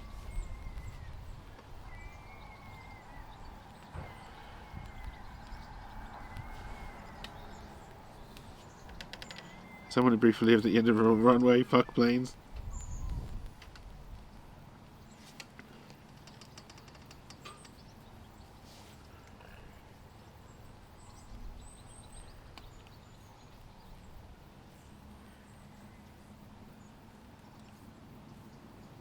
Yeah, I think I'll definitely go back to using lumpwood charcoal as a base.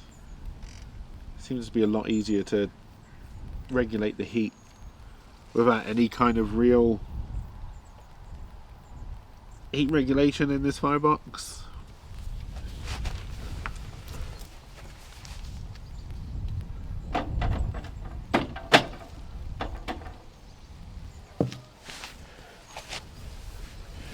Wood, always the right tool for the job.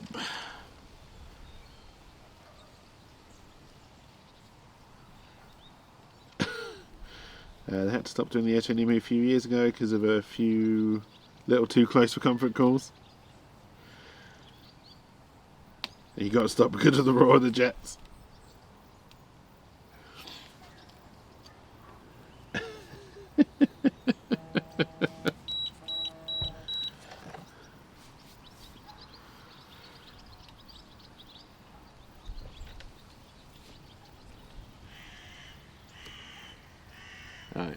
Alright.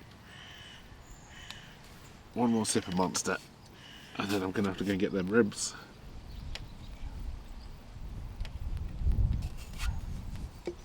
Do I put BRB up, or do I just let it go?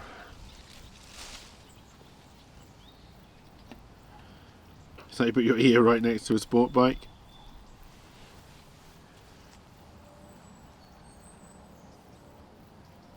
Do you have the red arrows over there or no? Do they come over for air shows over there?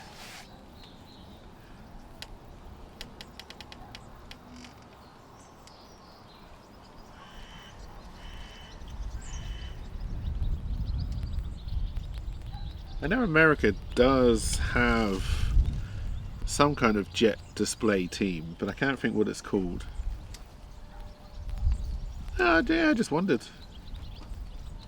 if they'd make it out that far. Oh, the Blue Angels? Hey Blaze and Fire, how's it going? Welcome, welcome. I hope you're doing well.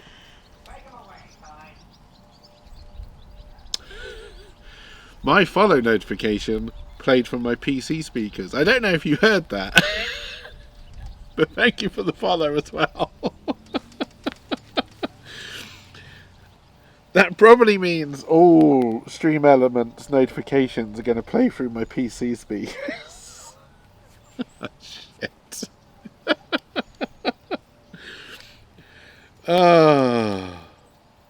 It's probably fine. I got the snowbirds in Canada. Yeah, all the bot commands I think are going through as like where they should properly, but yeah, the other ones. A beef joint is what we've got in at the moment, and I'm just going to go grab a couple of racks of ribs and put those in as well. My fire's been running way too hot. This hasn't been the best smoke I've ever done, but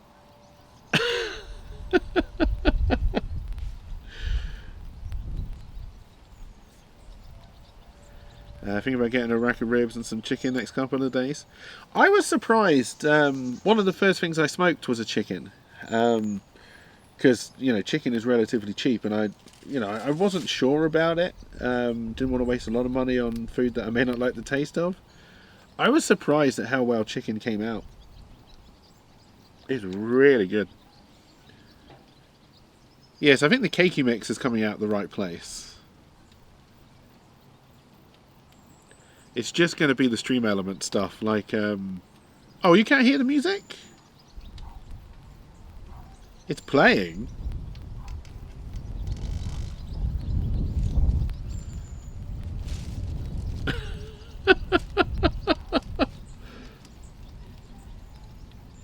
Alright, that does make a lot of sense. No, actually, I think that does make a lot of sense. Hang on. The cakey mix will be over by the time I've probably done this. No, that was the wrong button.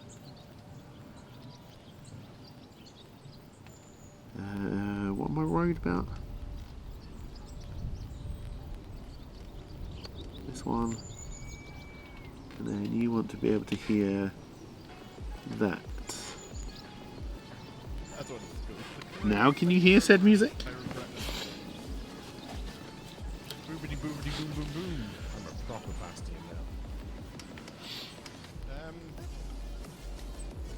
now. It was very naughty of them. See, sometimes I know what I'm doing. You still want to complain to my manager? I think that's me. I'll have a word with myself. But yeah, any like bits or anything like that, that's definitely just going to come through my PC speakers. probably scare the shit out of me. Alright, anyway. I'm gonna go and get them ribs. I hope we get It shouldn't take me that long. muffin. But who knows? English muffin. There, Teddy. No. It was my muffin that was meant to go now. Pronounce wub wub, not whoop whoop. I got my whoop whoop. Are we trying to get inside a Dalek? Are they gonna Dalek my balls? Doesn't sound good. Doesn't work.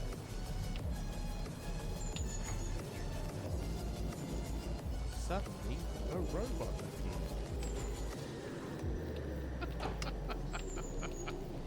No, no. Somebody my muffin in pain. Yeah, take that. I threw my English muffin at him. That is exactly the response. Oh my god, I'm wonderful. Hopefully I'm in one of these shops. Or hopefully not, depending on how you feel about things. And maybe you can even still hear me, I don't know. Definitely can't see chat.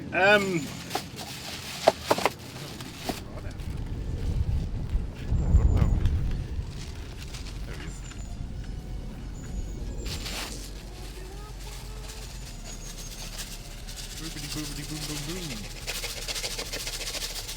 I heard a weed. I'm not gonna lie, I thought I'd already done this, but you know.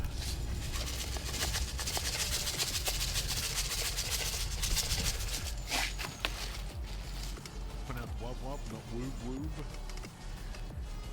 Woob woob. I got my woob woob. Banana. Doesn't sound good. Doesn't work.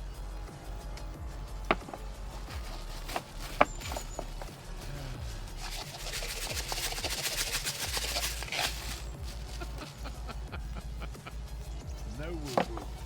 No.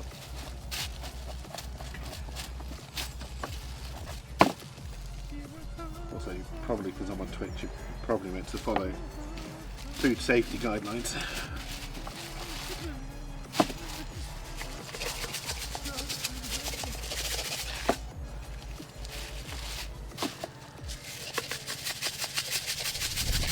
What the fuck did you just... Oh, you bastard.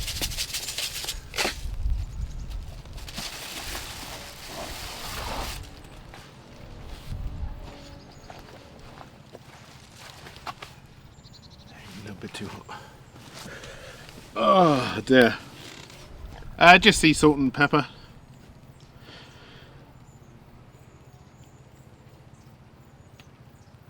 Nothing fancy.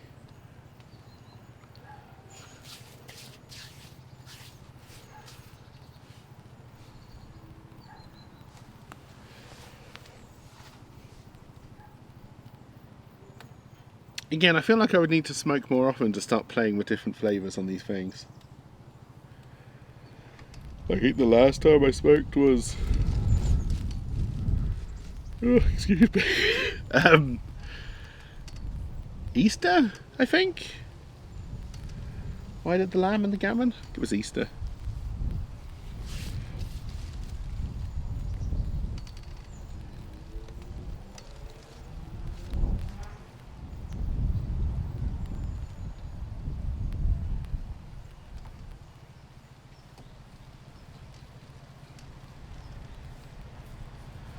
I do need to get these on, but they're a little bit too warm really, because we're going to have to put them next to the fire.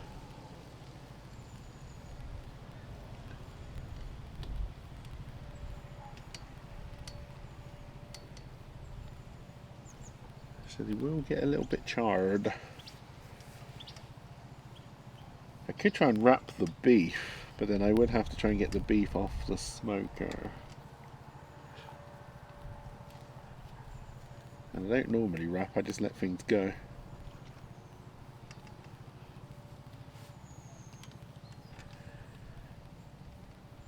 You had chicken once that had a cinnamon rub? Oh, cinnamon rub.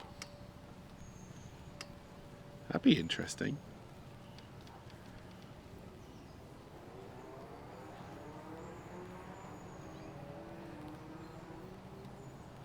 Yeah, what do you normally put on yours, Rydog? Your ribs or anyone else? What other various meats? I know when I do lamb, I tend to put mint and thyme. I want to say.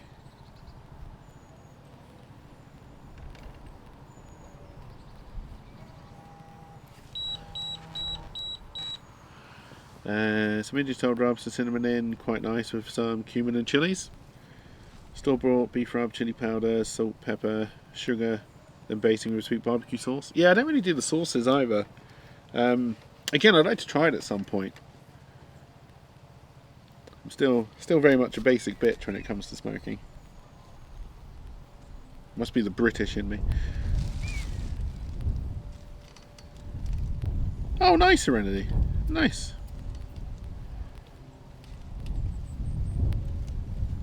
If it was just for me, I'd probably, like, on the ribs, I probably would put chili on. Sugar, I'm not too sure on. It seems a very American thing to put sugar on things.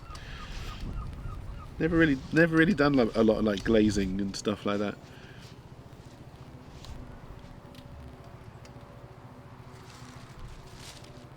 Yes. Yes.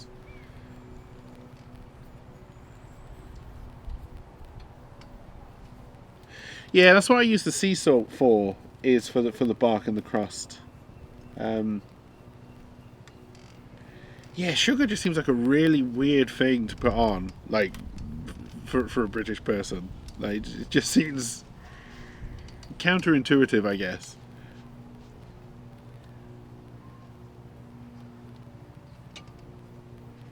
I'm not expecting a particularly good bark or crust on the beef. Honestly, it's been running too hot, I feel.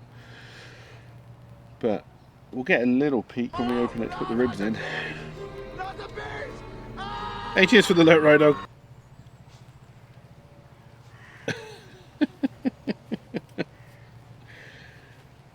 Yes, there might be a little bit of a rib-off later on in Discord. Honey glazed baked ham. The guy just poured a whole jar of honey over the ham and let it bake in that. It was amazing. I think I have had honey glazed ham before.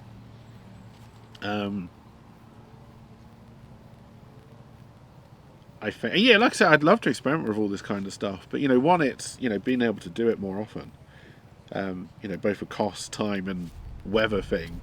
Like this, I think this has been the nicest day we've had this year, probably, and it's what, the 2nd of September.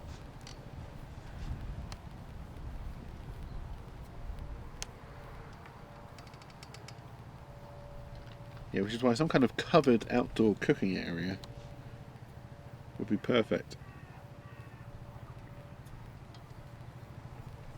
You're doing maple glaze with a bit of balsamic, cinnamon, brown sugar, and cayenne. Maybe mustard if you're feeling fancy.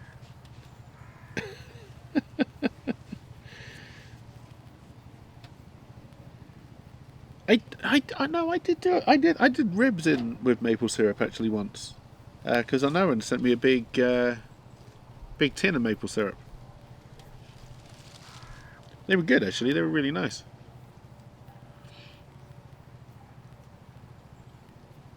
You're doing the do you want to roll out of bed right now? I think the thing is, if you're even thinking about it and you don't need to, just don't.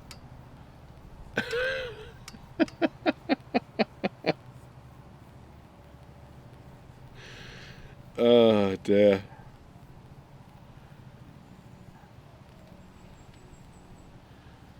Just stay in that nice comfy bed.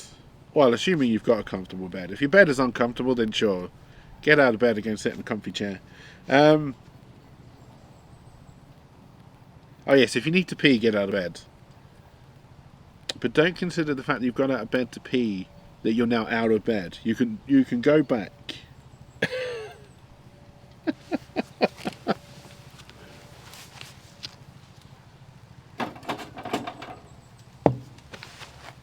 Alright, we're going to get these ribs in. I don't know if you can see that, but that's coming along quite nicely actually.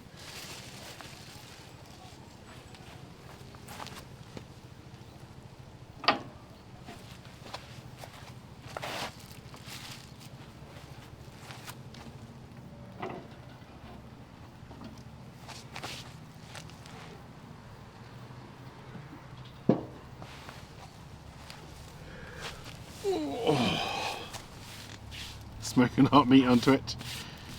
You may also roll out for coffee. Oh dear.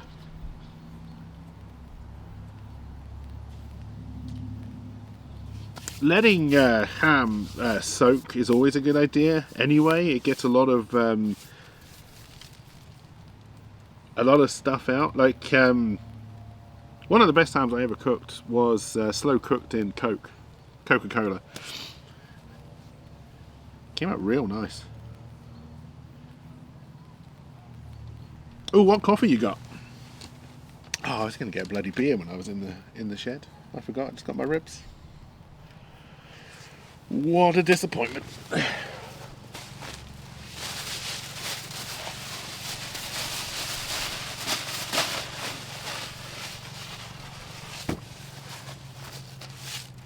Also, I've really got to stop walking in front of this.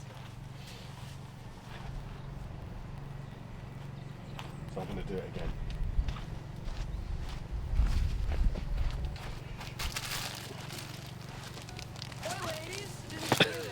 Hey Nerdy, how's it going? Welcome, welcome.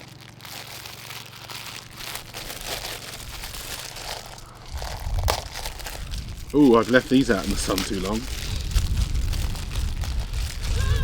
They weren't warm when I brought them, but they're warm now. That's probably fine.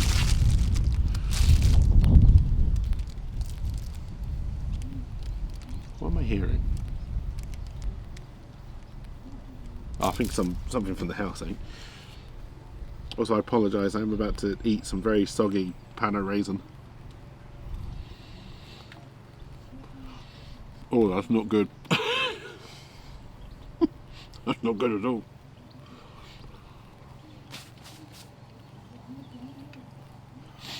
Tasting notes is strawberry, peach jam, floral and cocoa.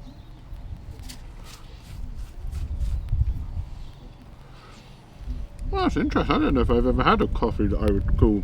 Also, I'm talking with my mouth full. My etiquette teacher would be having fits right now. Yeah, I don't think I've ever really had a very fruity coffee. A little bit of wine. I know, and have you just opened a bottle of wine? Is it a wine called coffee?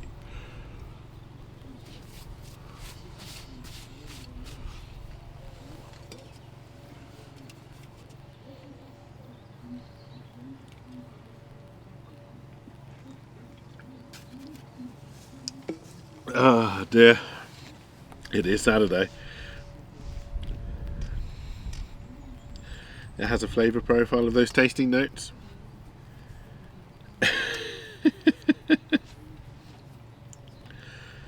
I mean, we're outside cooking meat. If that's not beer o'clock, I don't know what is, right?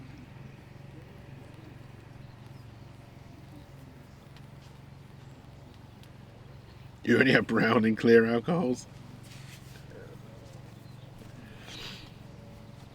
Yeah, I mean, you know, I did buy a white wine to pair with beef, but what are you going to do? I've got a Sancerre in the fridge.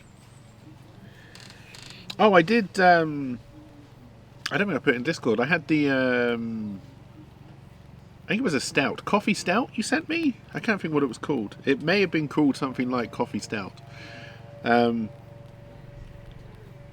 Very nice. I couldn't drink many of them, like in a row, but very nice.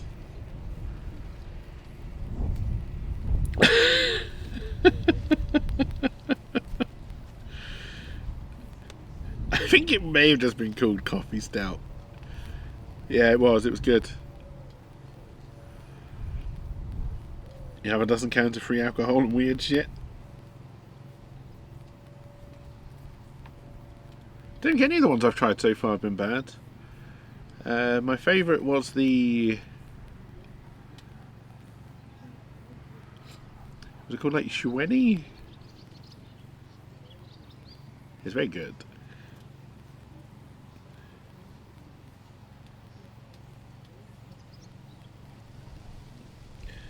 You had a fruit pie stout the other day. It was weird but good.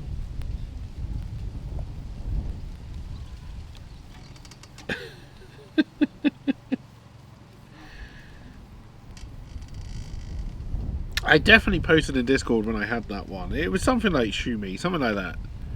It's probably nothing like that. It's probably called like Albatross's Beard or something. It was very good. Cause yeah, I had Pig. I liked Pig, but it wasn't great. It was good. It was a nice drink, but wasn't great. But yeah, the other one, the next one I tried was absolutely delicious. Oh dear.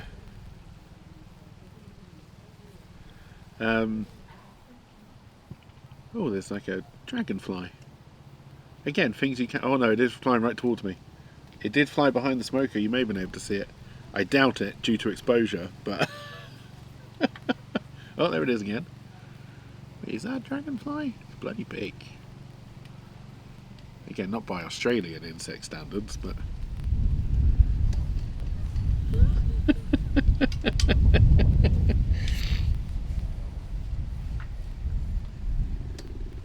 Yeah, there are some good cans. I've still got. I think I've only drunk those 3 that you've sent me so far. The Coke you sent me was Coke Move, and I haven't tried it yet. It is still in the fridge. I hadn't tried it because I hadn't put it in the fridge, and I wanted to try it cold.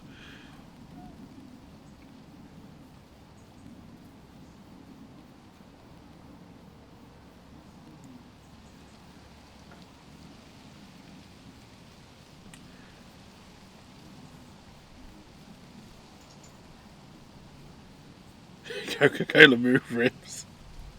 I don't think Flynn would be happy if I experimented with his ribs. He's been bugging me for these, and yeah, the whole summer more or less.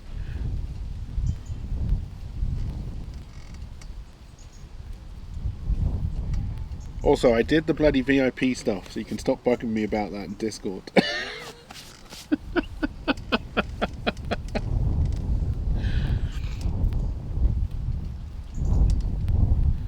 I just hope I VIP'd the right people.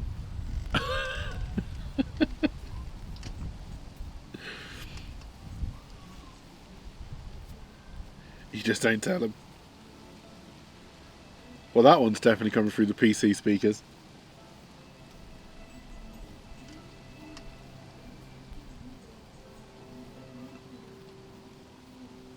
I don't know how much of that you could hear coming from the PC speakers.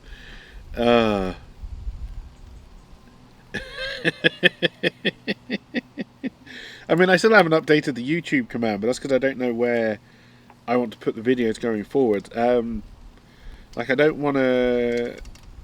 I no longer want to do the update videos on the Please the Cake channel. That's just going to become Twitch VODs. And I have to try and get better at just moving the VODs over after every stream. I don't particularly want to put...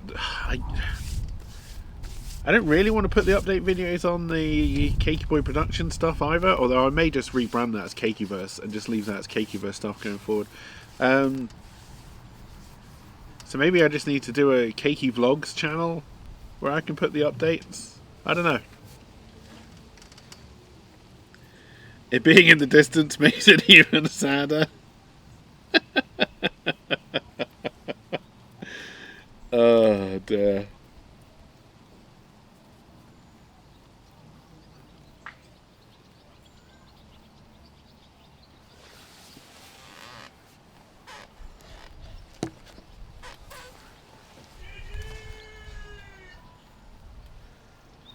Oh dear.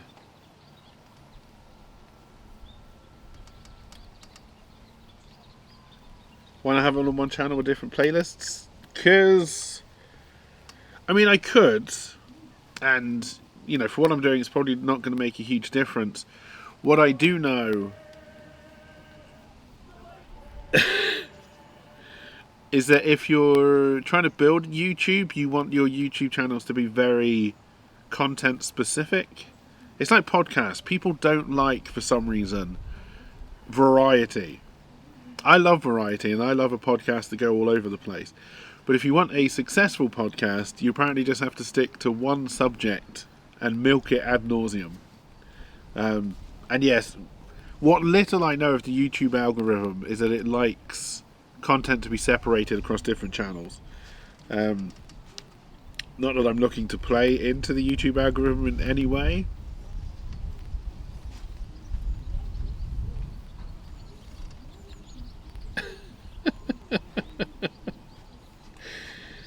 Yeah, I didn't think about those.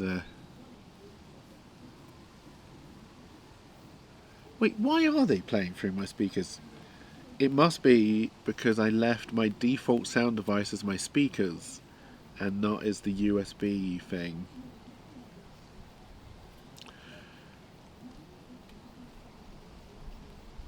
I only know little bits about how, like, and I only know it. I don't even know if it's true, right? I only know that people who are more successful at YouTube swear by these kind of ideas. And one of the tech YouTubers I used to watch started to do a kind of weekly podcast type thing, like wrap up thing at the end of the week. And because he put it on the same channel, although he's doing it again and is putting it on the same channel, so I'm guessing they just got to a who gives a shit mentality, which I think is the right mentality to have on YouTube. Tanked his numbers by doing it. And again, I think it's because people like to know if something comes up on a certain channel. Like, say if you follow like a board game channel, and then suddenly they played a video game. Shock horror, right? No, I follow this for board games. Come on now. You do need to do regular uploads. I mean, I don't think anyone understands the YouTube algorithm. I don't even know if YouTube understands how it works now, these days. But... Because, yeah, when I was doing that thing with the whiskey talk with Rydog, like one of my videos is up, 1, 2, 3,000 views, which isn't a lot in the grand scheme of YouTube, but for me, it's pretty big. And everything else is around 20. Why did that one video do well?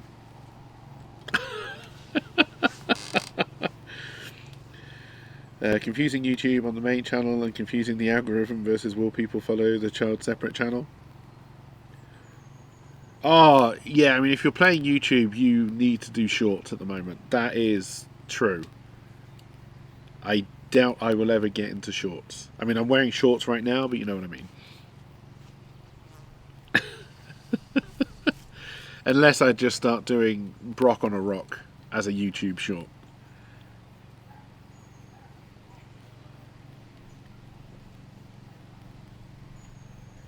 I hate that shorts are part of YouTube. If YouTube shorts were their own separate thing, I probably wouldn't have a problem with them, right? The fact that they fill up my channel feed when I'm just trying to watch proper content, not shorts, pisses me off. Oh dear. Yeah, but I mean, like, I just feel, and again, this is just a feeling, I just feel that people who watch anything, Twitch, YouTube, like any kind of internet thing, I feel that variety is not what they want, right? Even TV to a certain degree. I don't think variety is what they want. They want to basically feel comfortable that what they're going to watch is what they expect, right? Because I've seen a couple of... Because towards the end of last year and the start of this year, I kind of got into watching PUBG streamers again for some reason. And then I saw a lot of them trying to move away from PUBG, and it just doesn't work. Because the viewers don't move with them, because they're there to watch the gameplay, I guess. Whereas, woe betide me, I've always tried to sell my stuff based on my personality, and it's going about as well as one would expect. But yeah, I don't really think that's what most people watch this stuff for. And so I think you kind of have to, you make a decision. Do you follow the algorithm? Do you follow the views? Do you follow the money? Or do you just make what you want to make and see what happens? I just do what I want to do, and I see what happens. Because if I'm going to chase money, I'm going to chase a regular paycheck.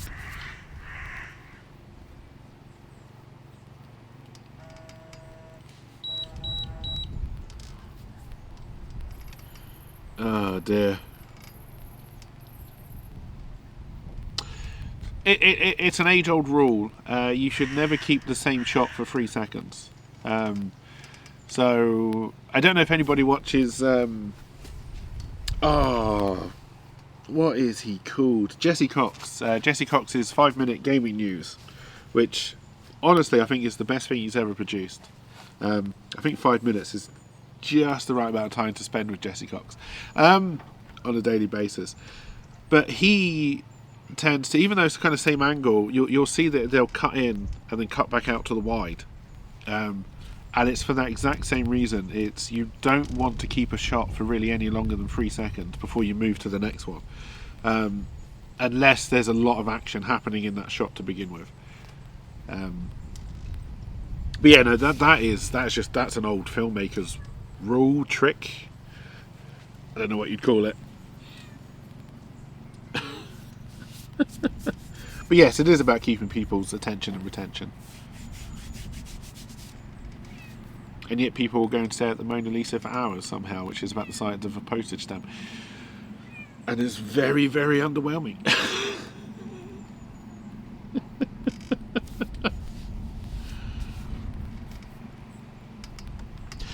like if you show a lot of skin, if there's a lot of action in the shot, then yeah, you can get away with a static shot. But otherwise, it's constant cuts, constant movements. They don't have to be big.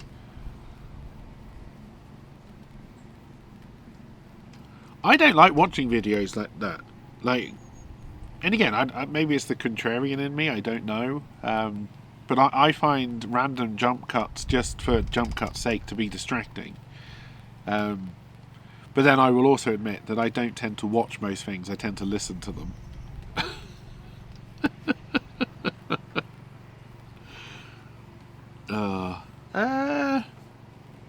I don't think there's a cat around.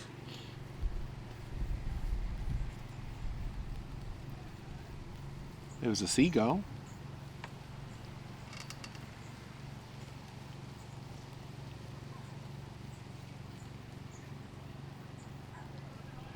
Liam Neeson jumping over a fence. Well, of course, a lot of the time in action movies, they do the cuts to hide the stuntmen. And, of course, the classic, if you're going to throw a knife at someone, you lead the camera in because the knife is more often than not already in the person's hand or body or head or wherever it's going to be, right? And you zoom the camera in to trick the viewer into thinking that it's movement, and then you just have the person react as if the knife has just hit. Like there's a lot of old tricks that you use to make this stuff look real.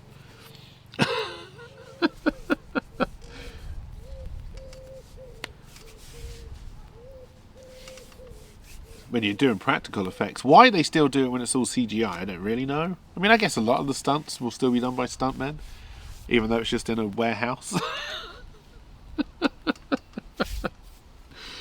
Oh dear. Oh, you gotta have the sound effect in there as well, yeah. I used to love it when you were watching like old films, like what was the old Robin Hood guy did pirate films as well? Errol Flynn, I want to say, because they did it differently. And I remember watching, I think it was his version of Robin Hood, and you could see all of the bad guys had very odd looking backs and fronts if they were going to get shot. Because they actually did get shot by a bow and arrow on screen. They were just wearing a great big pad so it didn't hurt them, right? A different way of doing things back then. Oh, it was brilliant. It was like in classic cartoons, when if something was going to move, it didn't look as good as the static scenery.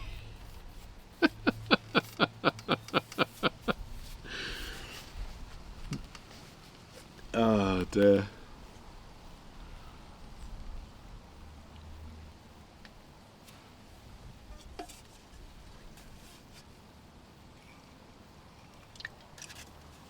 Oh, we need more flame.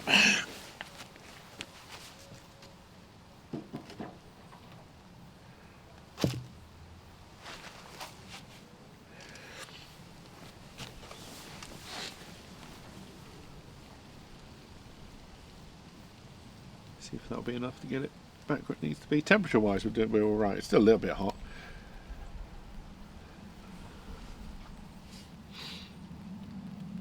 Safety regulations were not a big thing back then. Yeah, I think that, like, sometimes you understand where the safety regulation came from, right? It was the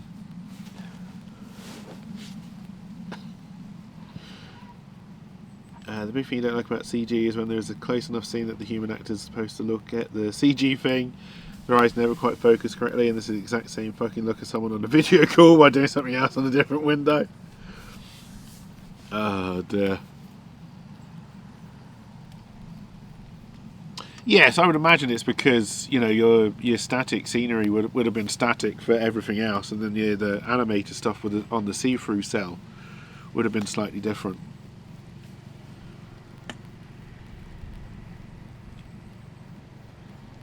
It is hard to focus. Like, yeah, there is the tennis ball trick, but I agree it doesn't quite work. You made a game hard crash by skipping dialogue? Someone paid extras to get Starfield early.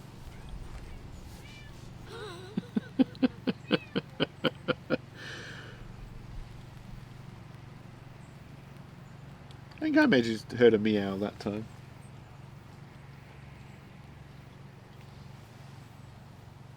Oh dear.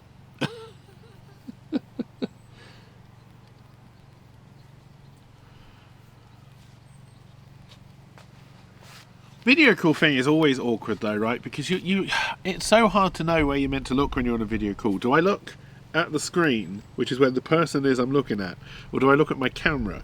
Where do I look on a video call to maintain my eye contact, right? Yeah, Starfield is the new Bethesda game. It's Fallout in space.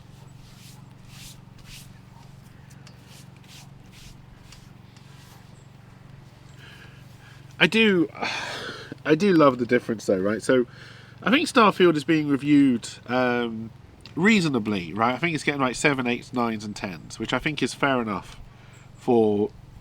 Hello cat, hello Dills. Why don't you stay in camera shot rather than going by the wires?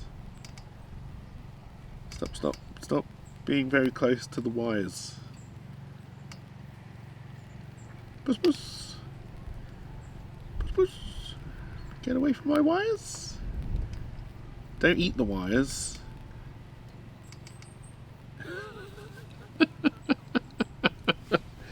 You off again? You off, Dilly? Yeah. Ignoring me as always.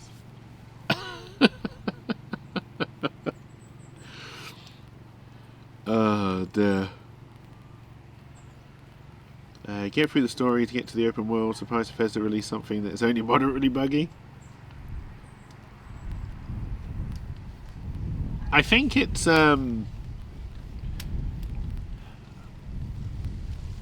yeah, like part of me is worried is that Starfield is kind of trying to do two different things, right? And in a way, No Man's Sky has gone that way now because it has put in quests. Well, I mean, No Man's Sky tries to do about 800 different things, but there are quests now. There's the alien robot race, who I think is like kind of important. But part of me is worried is that it's going to feel like it's a Fallout game with space exploration tacked on. And I'm kind of worried about how well they mesh. I would imagine, because I mean I enjoyed Skyrim the most when I was just wandering around and ignoring the story, so I would imagine that I will enjoy Starfield when I decide to pick it up. Probably not for the story, because I didn't think Skyrim's story was great. Fallout 4's story was basically Fallout 3. Like, I don't think Bethesda tells particularly compelling stories. They're good, they're fun, but yeah, definitely had most fun with Skyrim just wandering around and doing random shit. If any of yours play for 6 hours before touching the main story, which I think is fine, like, you know, because I'm going to play Cruise Control. Nope. Cyberpunk.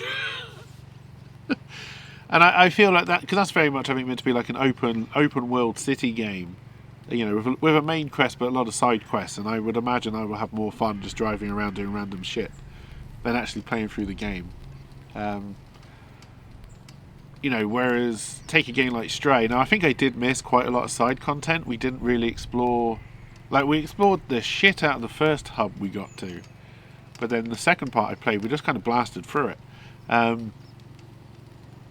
But that's because in Stray, I didn't really feel like the second, because you had that weird village that was like on a tree or something, which I explored a little bit, but didn't really feel good to explore. And then you kind of got to the big place, which, yeah, didn't really encourage to me a lot of exploration. But was I really enjoyed exploring the first one, and I kind of wish there, you know, there probably is a lot in that second city that I missed. But I enjoyed Stray. I feel it was just long enough, but I did enjoy Stray. Glad they got rid of the combat mechanic when they did, because I didn't like that frying the brain bugs thing. I didn't think it worked particularly great. Still recommend Stray though. It's a very good game, very cute game. Stray was kind of built weird. You believe they had enough money to fully build the first level. Damn it, raised more money, got more money, but also did a deadline to ship. I'm looking forward to Cyberpunk. Yeah, I'm hoping it's a game that, you know, we can put a few streams worth of effort into. Yes, I think Stray is the perfect length. I would agree with that.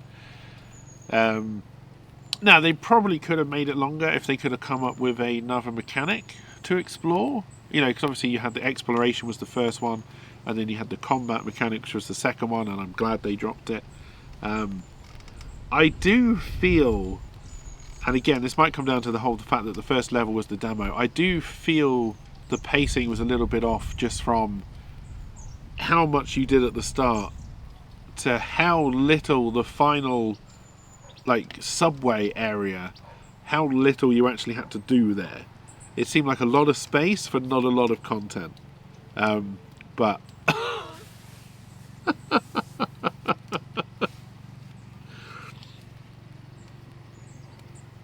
I agree. I think it was a perfect length. I'd finished Stray and I enjoyed it. I feel if they had tried to, because the final puzzle when you're doing the machines, and it was, there's 3 machines you have to reset. I was expecting to have to go and do 3 very complicated puzzles in different areas, right? I was glad I didn't have to do that. But I was expecting 3 different puzzles in 3 different areas. But no, I love Stray. I think they got the attitude and the movement of the cat perfect. It was a shame our little robot friend had to die, but it was obvious that was going to happen. But yeah, recommend it. Very much enjoyed it.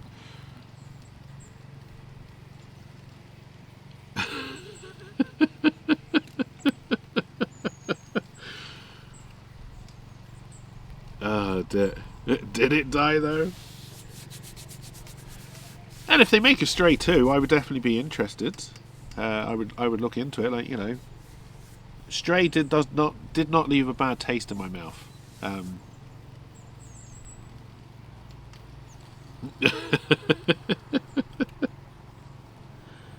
And I would definitely play some more Dandelion Adventures. I can't remember what I called the other cats. I think one of them was Mufasa.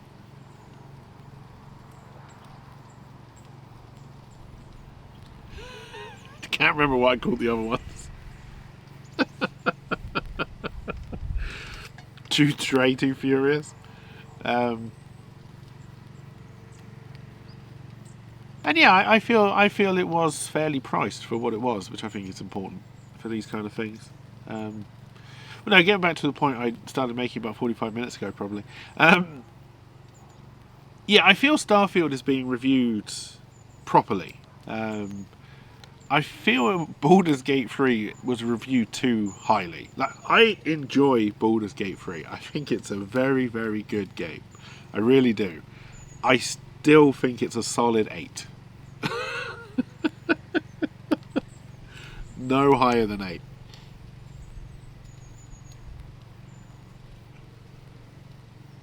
But then my mind might change if I ever get... Well, we were out of Act 1, I think. I got an achievement saying I was out of Act 1, so I'm assuming I'm out of Act 1. Maybe when I make it to Baldur's Gate, it'll be a 10 out of 10 game for me. It was used as an example of why the fuck can't AAA get a decent narrative story. I think this comes back to one of the points I was making earlier, is that AAA games have all gone down the fully open world idea. And I don't think you can do a compelling, well-paced narrative game which is also a huge open world. I don't think those two go together. A plodding narrative with lots of side quests to pick up as you go along works really well in an open world game, right? And in fact, I think if you've got multiple plodding narratives in an open world game, that's probably the best way to do it. Because, like, I think The Witcher 3 would have been a much better game if the world had been smaller. I really do. Witcher 3 felt too large to me. Too large for the amount of story that was actually in there.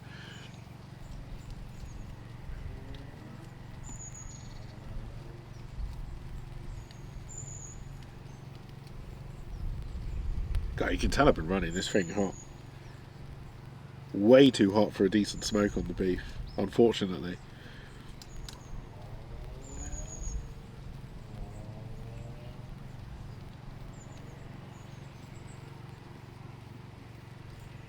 Too big, too Geralt. The other thing with The Witcher is I don't think The Witcher ever really had good combat. Really, like the first Witcher game, the combat was clunky, but you know, it was their first attempt. It was good enough, and I don't really think they ever improved it enough over iterations to where it became a kind of nice flow combat. It always felt rather clunky to me. Oh dear, you refused to watch the last episode with Georgie Boy? Oh dear.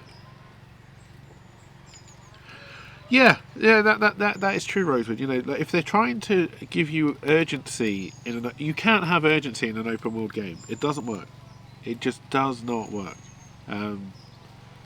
If you want an urgent story, you know, it can work. You know, because if you pick up, it can be a huge open world, and you can pick up the urgent quest, and if it forces you to do it, then you can still have that urgency, right? And then you come out the other end, back in your nice open world. But then, that kind of, why is it in an open world to begin with if you just want this nice urgent story you have to follow, right? I haven't watched Witcher Series 3 at all. It's amazing. I enjoyed Season 1. I thought Season 2 was slightly worse. And I don't really have a lot of interest in Series 3. It's kind of how I felt about The Mandalorian.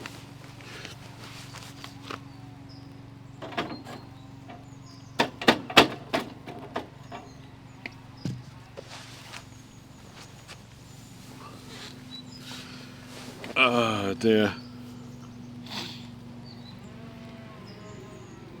I haven't played Final Fantasy VII Remake, and I probably won't until I think they're trying to do a trilogy, right? Until all 3 parts are out and I can buy it as one thing. I've heard nothing but good things about Final Fantasy VII Remake, but the writers and producers got arrogant. It feels a lot like the last season of Game of Thrones. I mean, the last season of Game of Thrones was bad. I'm not going to defend it. Game of Thrones went down a very, very steady solid decline from season to season. The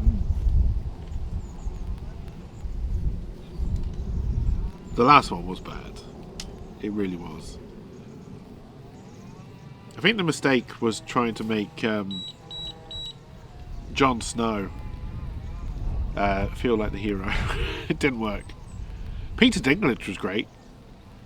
I think Peter Dinklage was the only reason I really watched most of Game of Thrones, because whenever he was in it, it was just fantastic. Oh, and Charles Dance, while he was in it, was absolutely fantastic as well. Oh dear.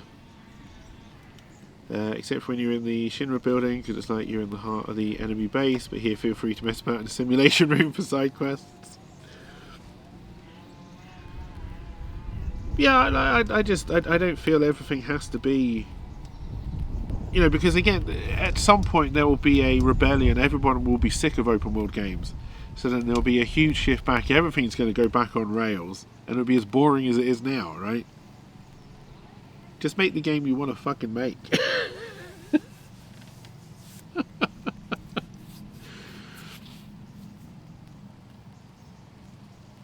Don't get all Overwatch 2 about it.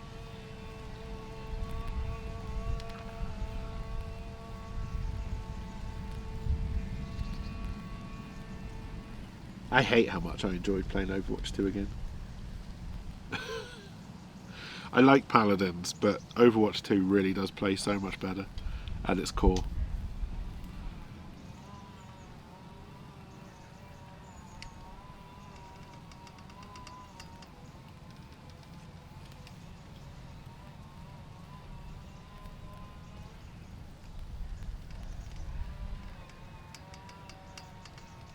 Didn't hugely enjoy going back to Apex, which I think LP was very happy about. He was never a fan of my Apex playing.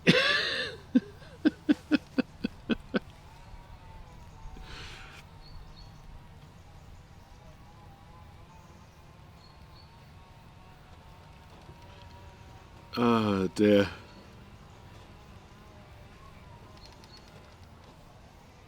I agree. And honestly, I think if they're going to charge for the PvE stuff, which is what they're doing, I think they should have had the balls to fully split the two games. Overwatch 2 PvP for free. Because the trouble with how the PvE works at the moment, and again, I haven't played it because I don't want to spend 15 quid to try, free missions? You can't play them by yourself. So you have to find, I don't know if it's a team of 4 or a team of 5 in the PvE stuff. But you either have to find 3 or 4 other people who are playing those anyway. I'm going to imagine a huge percentage of the player base never picked up the missions because they're behind a paywall. And I'm also going to guess that those who did, because there's no real replayability to them, are probably already done. Right? So I can only imagine it's going to get harder and harder to try the PvE stuff as time goes on.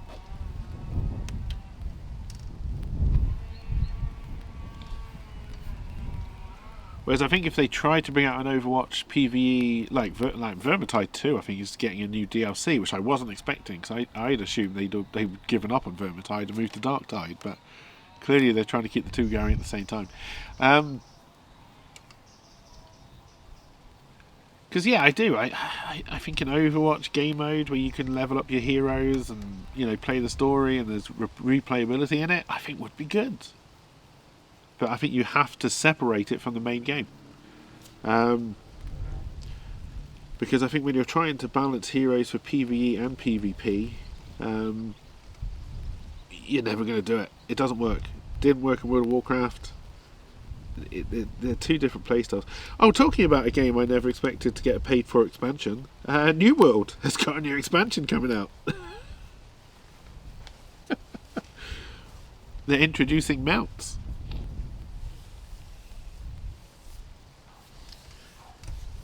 I never picked up Darktide because, again, you couldn't play it by yourself. I like Vermintide 2 because I can play it with bots or friends, right? I don't have to play it with strangers. I like that.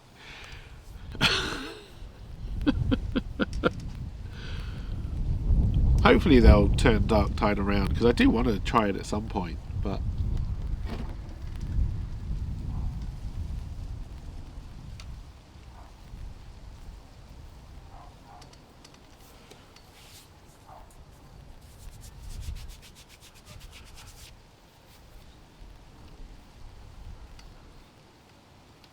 I like the idea of Dark Tide, I really do.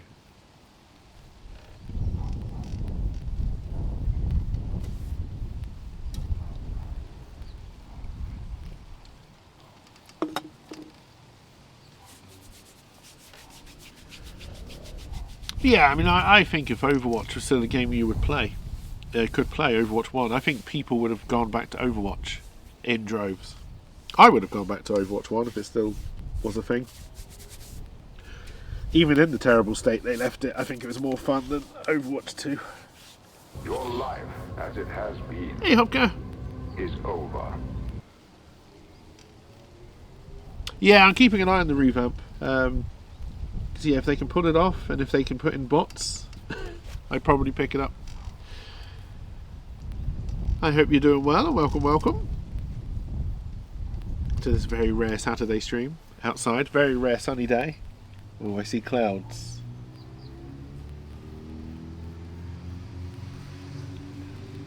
That may have been the end of the... It's not autumn yet, I don't care what the Met says.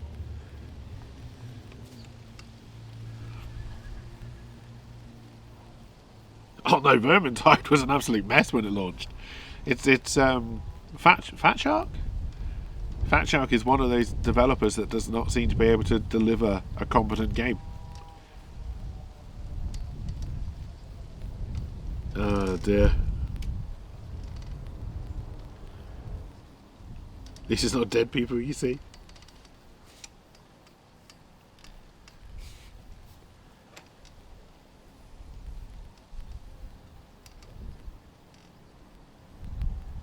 Alright, do you need another log, or do you need more air? If you want to stay at around that kind of temperature, we might actually hit perfect smoking temperature just as we're about to finish.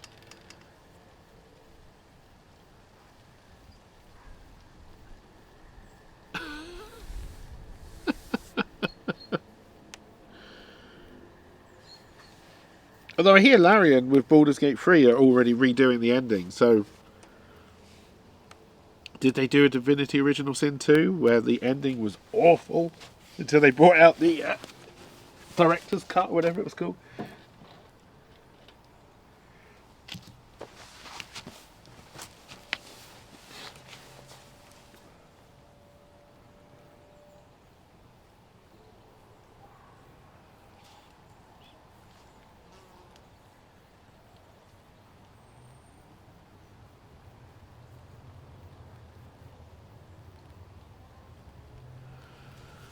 But I think it's hard, you know, with a company like Fat Shark. It feels like they didn't learn anything from making Vermintide and Vermintide 2. Yeah, I've heard the third act is buggy and not good. Which is a very Larian thing to do. I'm also intrigued to know what the length is like, because Act 1 seems very large. I don't like. Oh, you know how far we've got because it was on stream. We got to some random camp in a place that was full of dark. Can't remember what it was called. But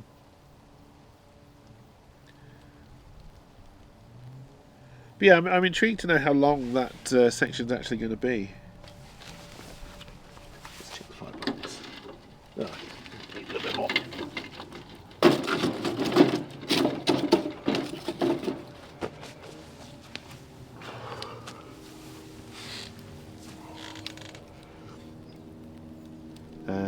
Oh, they've added one of the ending stories in.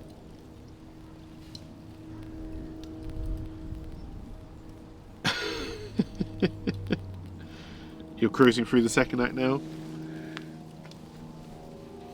Because yeah, like Divinity Original Sin 2, basically everything was in the first act.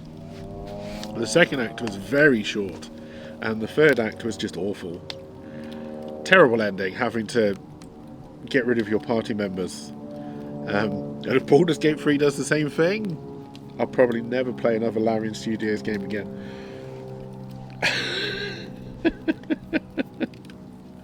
If we can't all be gods, what's the bloody point? Also, spoilers for Divinity Original Sin 2, I guess.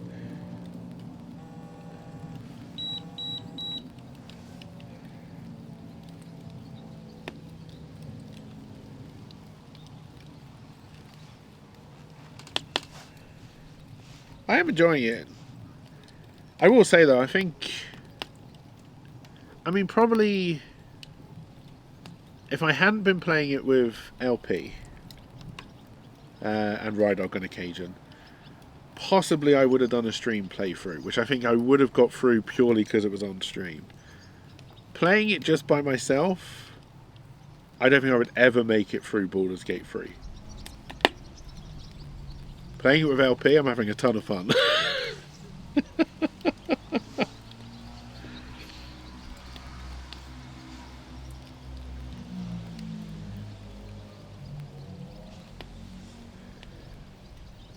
I think what I like about the multiplayer experience in a game like that is that you have to react to not only your own decisions, but decisions other people make. And I think that just adds a certain really good element to those kind of games.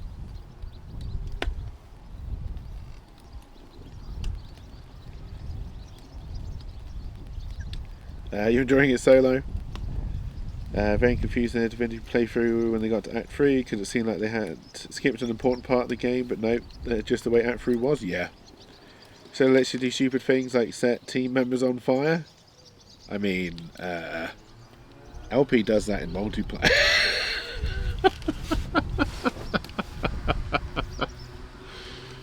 Oh dear.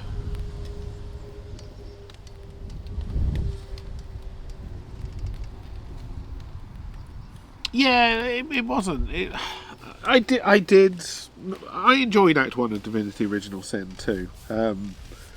Act 2 and Act 3 I just thought were terrible. But then Divinity Original Sin was exactly the same.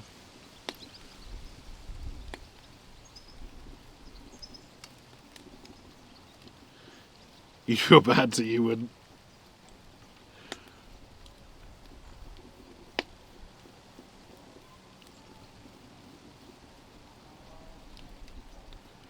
Oh dear. Oh, you and Mr. Moon, or? I recommend co-op. I really do. Like I said, I think co-op just adds. I'd love to do a 4-player playthrough at some point.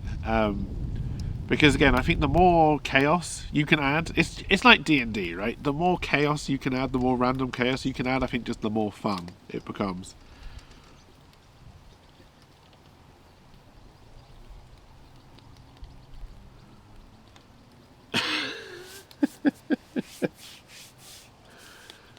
You started one with LP, but you haven't been able to coordinate playtime. Oh, that's the trouble. Like, I'd love to, suggest to, because I know you've got it, LP's got it, Rydog's got it. I'm sure the 4 of us playing through it would be a ton of fun.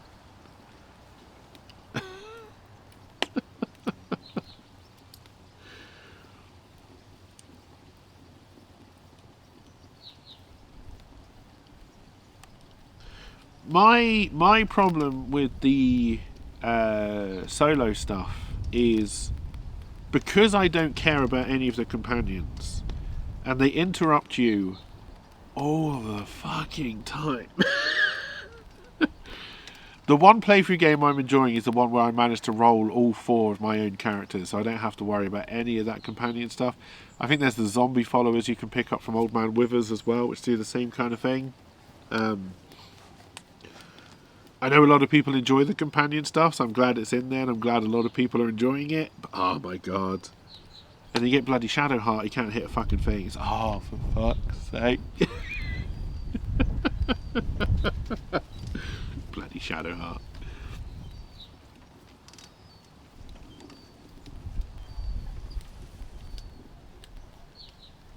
Now Gale is a living bomb. He's a more interesting character to me. Spoilers.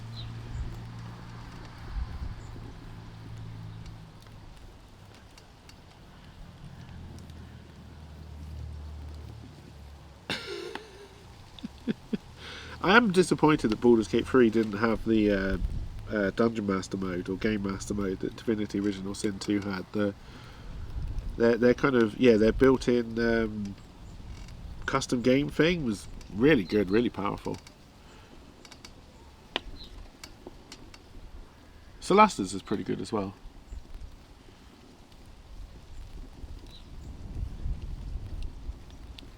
But if you don't have to roll 100 dice per round of combat, it's just not as good. My way's better.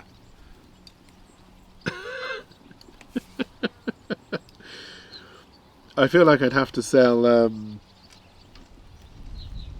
like dice packs in like 500 D20s per pack.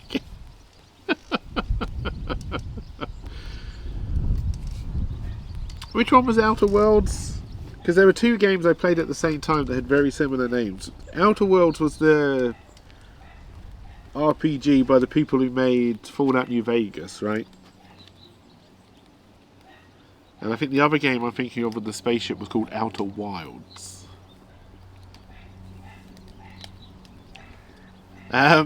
Yes. Outer World. So Outer World is Spacer's Choice, right?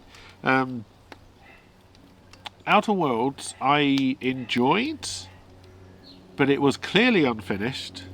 I think they were basically criminal in releasing the game in the state that it was. There, the story just kind of meandered to nothing, and they charged you full price for it. But what was there, I thought was really good. That was a game that ended way too soon for me. I wanted more. But yeah, the fact that they released what was clearly an unfinished game annoyed me, and the fact that they do it every fucking time. Again, it's one of those studios that they never seem to learn their lessons. But again, what are you going to do, right?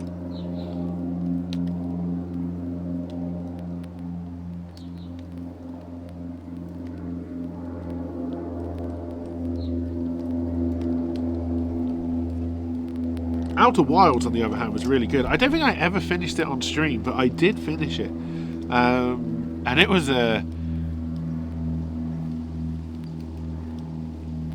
some of the mechanics, some of the puzzles were just stupidly obtuse, but the story ended up being really good. You root for the folks that say to the management, "You folks suck. You don't know what you were doing. I can do this better than you, and I'm going to do it better than you." Yes, and I think if they charged... Hello, Ginger. I think if they charged less for Outer Worlds... I mean, I think I played it as part of the Game Pass. I don't know why I'm complaining about the price. But I think if they charged less, I think it wouldn't have been too bad. But I think they then had the cheek to do a DLC, which like finished the story, which I never played. Which kind of pissed me off. Like, if you're going to put more content into a game that I technically didn't already buy, because like I said, I think I played it through Game Pass, put it into the main game. Do what Cyberpunk is doing, right? They are releasing a DLC, but they're putting all of the upgrades back into the main game for free. That's the way you do it. That's the way you make amends. Let's take a picture of a planet, because when you looked at it, it was there, but when you looked away, it would move. Yes, that's Outer Wilds. Yes. You hate the Outer Wilds the same way with Majora's Mask. You hate getting time looped at the last second of a puzzle. We're talking about Outer Wilds and Outer Worlds. We're talking about both of them at the same time. Hey, you gonna sit out of camera range again? Just look at me. Yeah. Yeah, typical cat. Yeah, typical cat.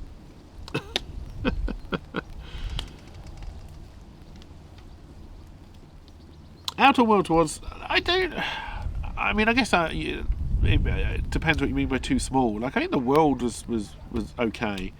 But yeah, the story... There was a lot at the start, and then it petered out. It was either a pacing problem or, as we all know, because they were very upfront about it, which is one of the few things I like about that studio, is they said they'd run out of money and they had to release what they had, right? Okay. Fair enough, you're honest at least. But that's what you always do. Fallout New Vegas suffered from the same kind of problem.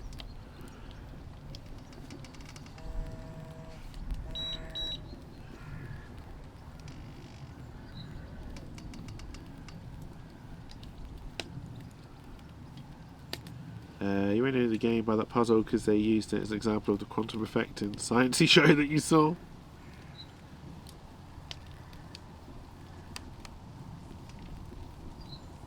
But no, it was good. I liked it. I liked it.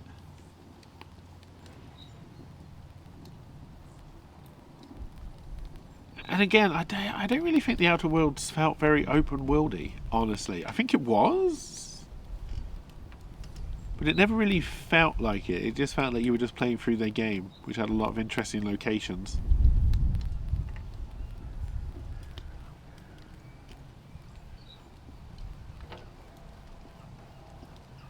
I think probably the last good story-driven game that I played that I can remember anyway was Control. Had good puzzles, had a good story. Didn't do all of the side quests on the DLC, even though I did have the Ultimate Edition, so I could have done all of it. But I did enjoy Control. Yay, wine! Good old wine.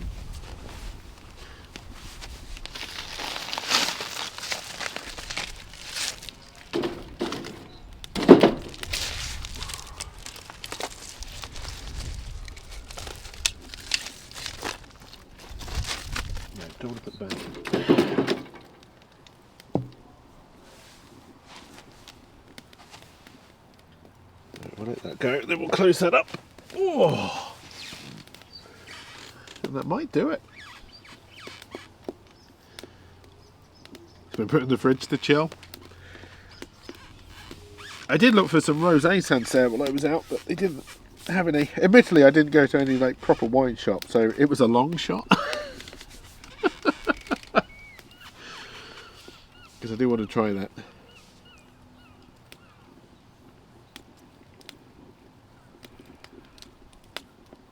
Oh, what have you seen? You're going to pounce on something.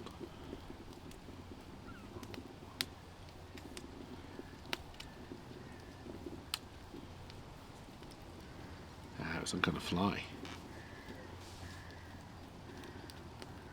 Can you hear the horses? That's the real question.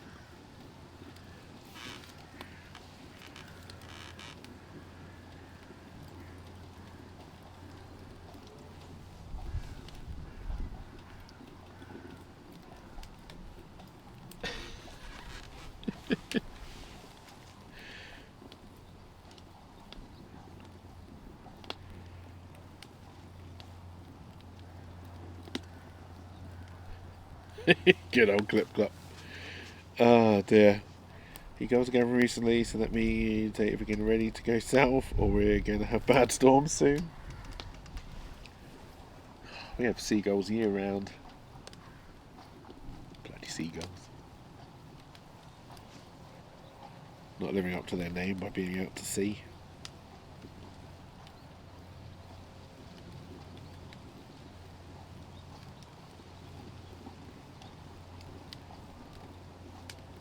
I swear you're choosing to sleep that side of the camera on purpose just to annoy me.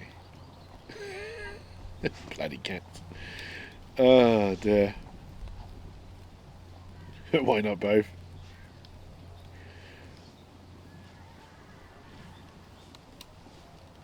If it's both, you're not going to be happy.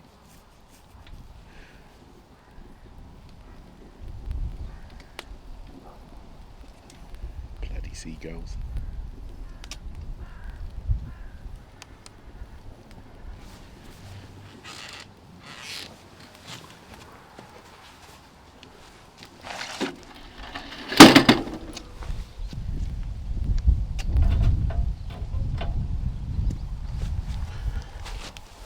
Alright, let's see where that goes.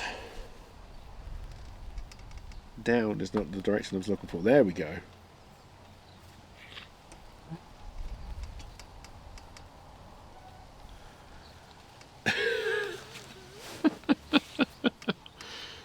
Oh dear. Okay, gotcha.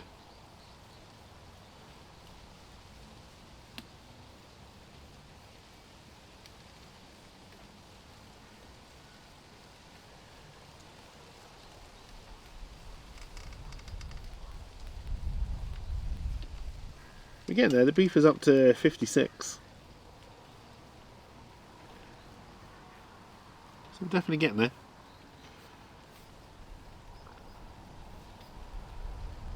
Oh dear.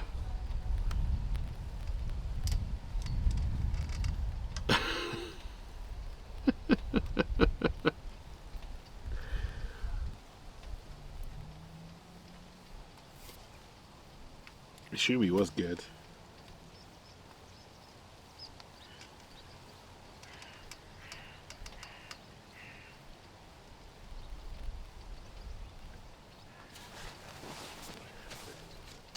What are we up to? Tool number 5? Oh no, tool number 5 is crap.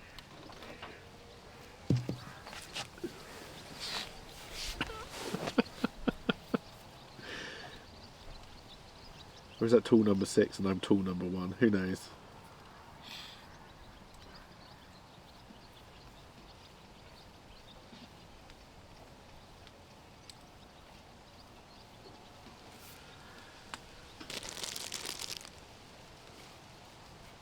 I haven't tried Lady Friend yet. Did I get sent Lady Friend? I can't remember what's in my fridge now, honestly.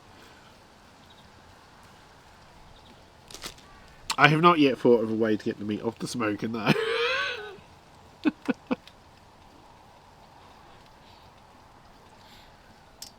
Or where I'm going to put it. I probably need a plate.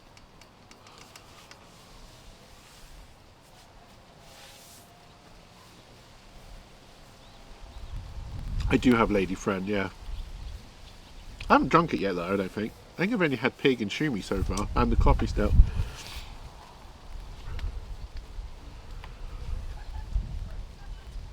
Yeah, some kind of plate.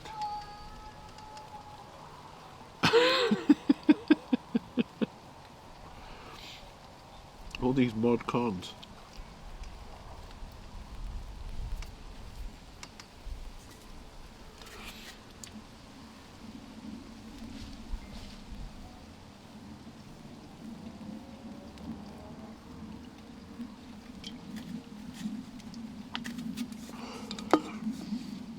A plate, tools to get it off the fire, you know, simple helpful things like that. Oh dear.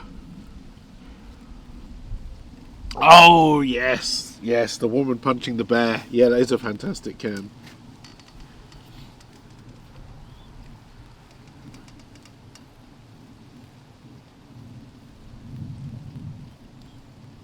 Just like Davy Crockett, although apparently he fought a barn, which makes no sense to me.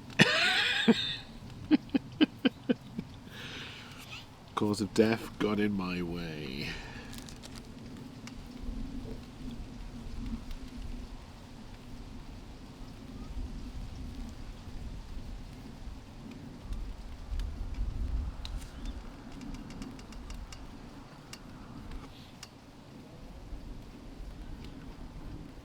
Apologies, Tam, getting quite hungry.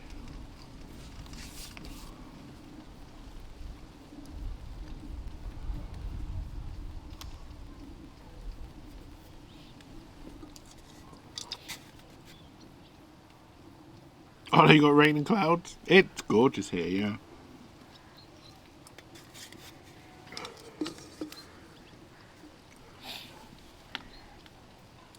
Oh dear.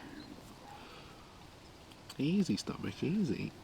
I know, we can smell the beef now, but come on.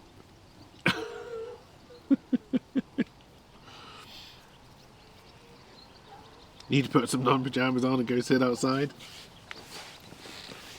Oh.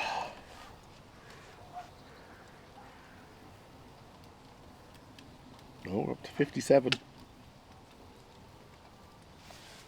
Oh, so the fire's getting too hot again.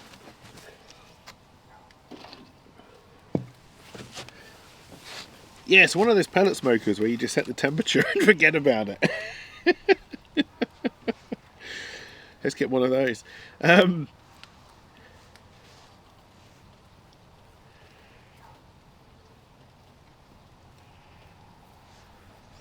Where's the adventure in that?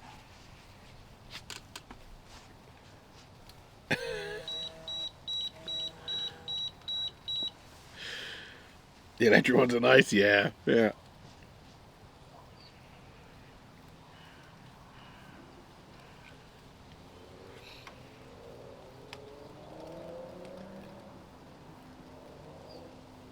Now we're going to have an awkward moment. I can probably stream me trying to get the beef off the thing, but then I need to let it sit. May just have to send the slice shots through Discord afterwards.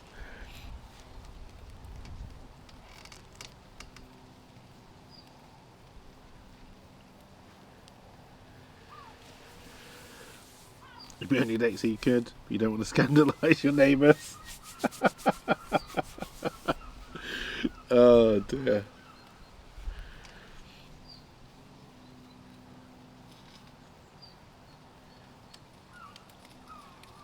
Oh no, the birds are coming. This is my beef.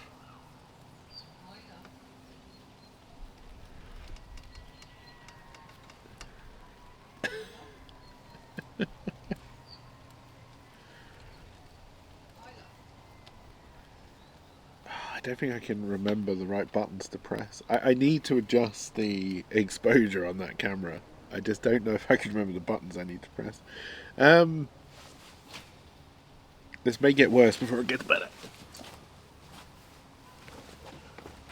Also, I'm stuck on my chair. Betrayed again.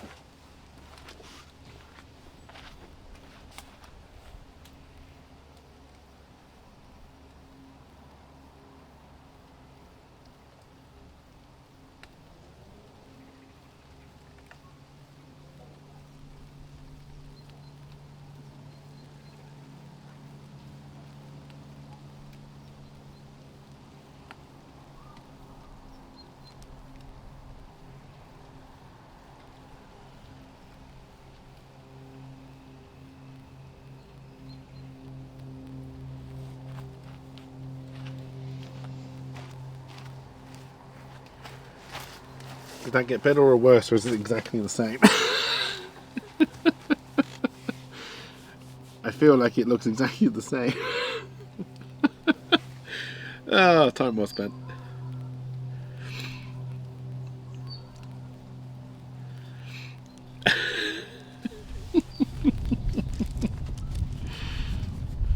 Time well spent.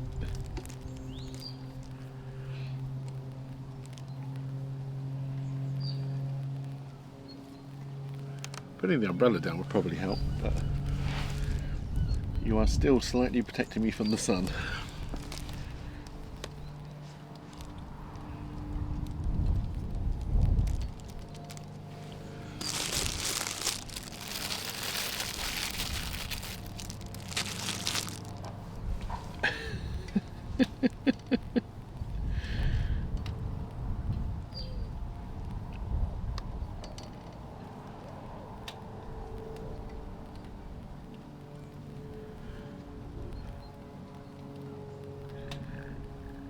Alright, what do I need?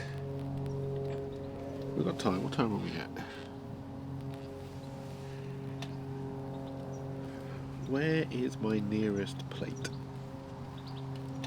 In my shed. I have a knife there. And I'm wondering if I've got anything in the back of the... Do I have tools in the blingo?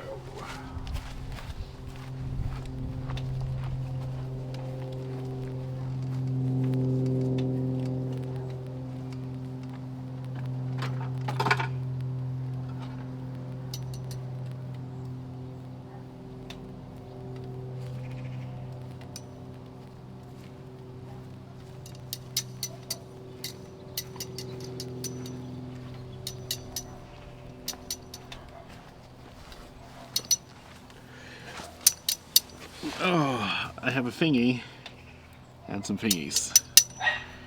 That'll help. Also, that noise is really irritating. Not the dog barking, but also that. Oh dear. Hey Blue, how's it going? Welcome, welcome. Also, you know when I said before it sounded like this chair was breaking? Let's just say I'm glad it's the chair that ripped and not my shorts, because if my shorts had ripped in that way, there would have been a scandal. One thing, I'll get the plate. I'll get the plate. One thing at a time.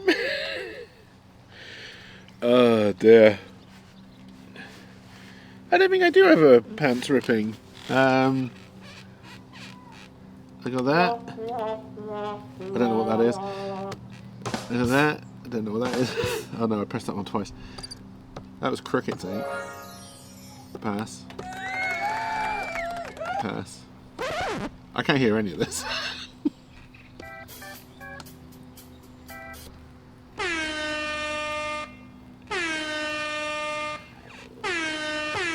Oh no, this one's stuck. Okay, we're fine. What I do wonder now, though,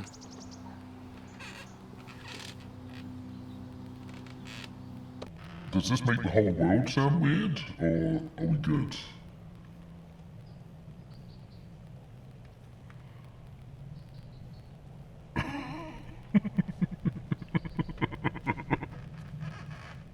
I'll turn it off now.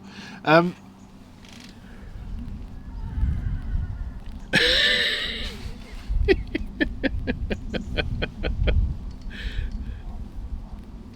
would imagine that did sound pretty creepy, yes. Oh dear.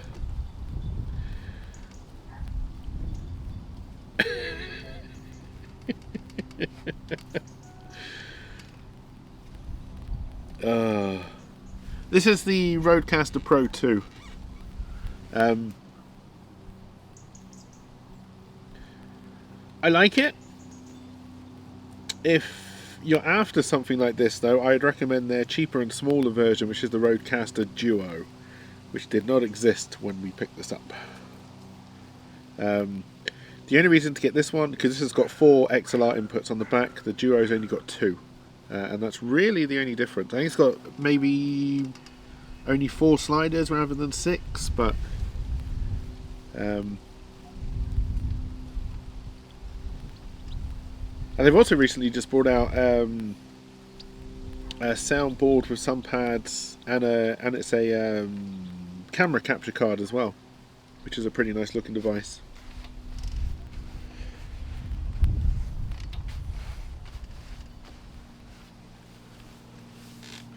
Yeah, so Rode, I don't know if you know Rode as a company, they're Australian. They were a microphone company. I'm using a Rode microphone as well. Not sponsored. Although. And yeah, they went in with the Rodecaster Pro, the first one. They went into podcasts. So this is for podcasts. This is completely standalone, so you can record to it. You don't need to hook it into anything else whatsoever. So you can just take this with you, take your mics, and just do a podcast wherever you are. And that's kind of how they sold the first one. It's a podcast studio, mobile podcast studio. For the second one, they really decided to go after the streamer market. And then with the Duo and whatever their camera one is called, I can't remember what it's called, they're really going for the streamer market again. And the same, I think, because they've started to release USB versions of all their mics. Because again, I think they understand that there's a huge lot of money in the streaming market for gadgets. Hey, cheers for the lurk, Serenity. But would I be sponsored by Rode?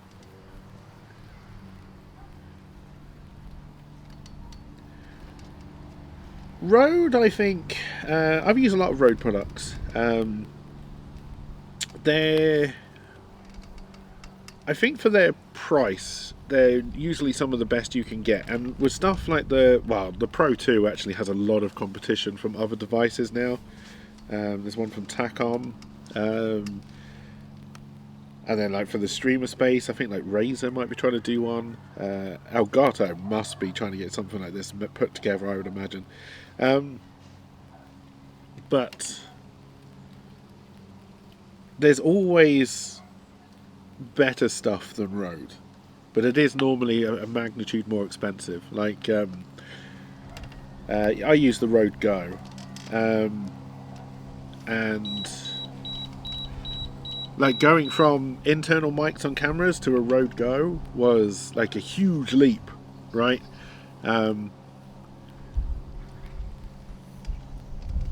Yeah, I know they've got their Wave software, but it wouldn't surprise me if they tried to do. I know they've also got the Stream Deck, so like a lot of what you can do on a device like this, you can do on the Stream Deck, and especially with their latest one that's got the twiddly knobs as well.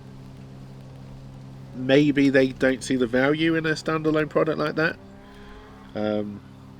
which I can understand. But it also wouldn't surprise me if they were trying to put something like this together. There's something very nice about being able to use buttons to control certain things, right, and not having to rely on software.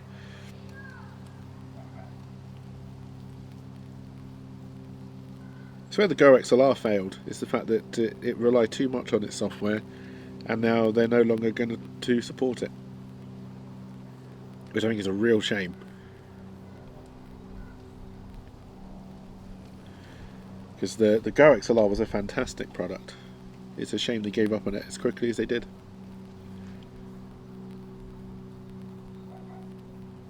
Yeah, and of course, you know, if I was doing mobile stuff, like, you know, right now I've been able to bring this out, you know, hook everything up to it, and I've just got a long USB cable going back to my PC in the house. It's nice that you can bring something like this out. Whereas if it was on the PC, I wouldn't be able to control it. Well, I would, because I've got a Stream Deck out here as well, but God bless long USB cables.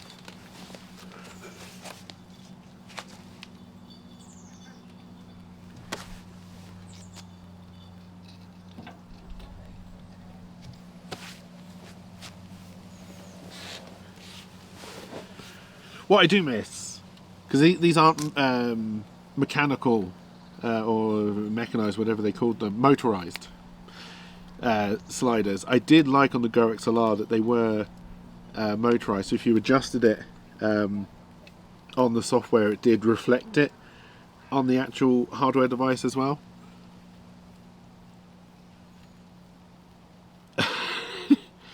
Yes, I'm running my cables outside of a window, yes.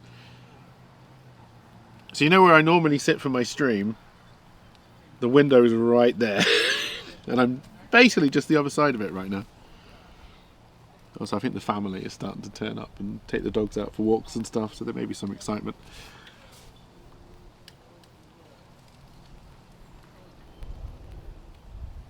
It is a lot of gear. This was brought for a different... Like, a lot of this stuff was brought for a different purpose, right? And I've just kind of kept it as we go on. So like, this is basically my main streaming camera, which is normally inside.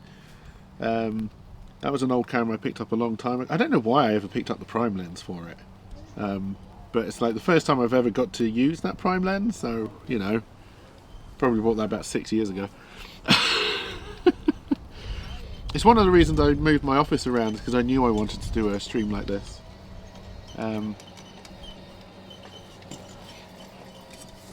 So I needed to get it closer to the window.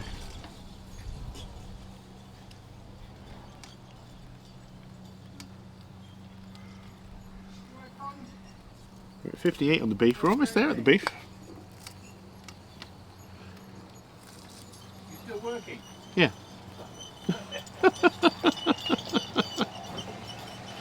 Oh dear. Billy! Working hard as always.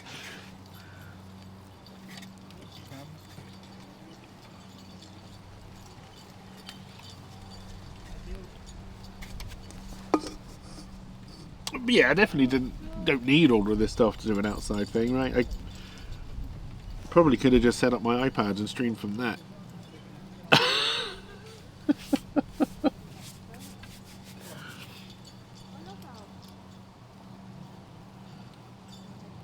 But where would be the fun in that, right? Where would be the fun in that?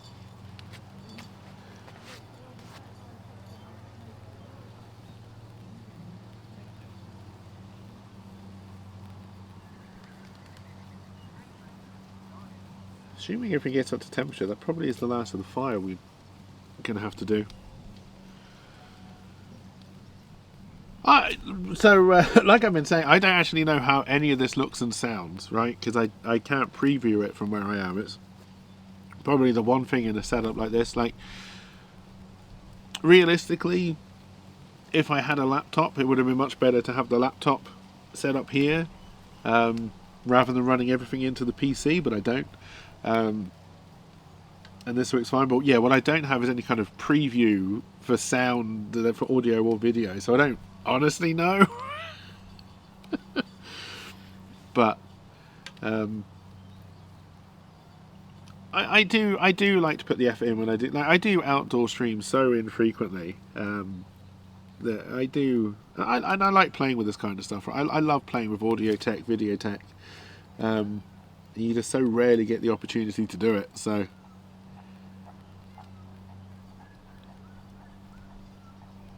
Did I need 2 cameras out here? No, I think I could have done it just with this one. And angled that one more towards the smoker. Like, I don't think we need the second angle at all, but fuck it. If I'd had a third capture device, would I have set the GoPro up as well so we could have had another angle? Yes.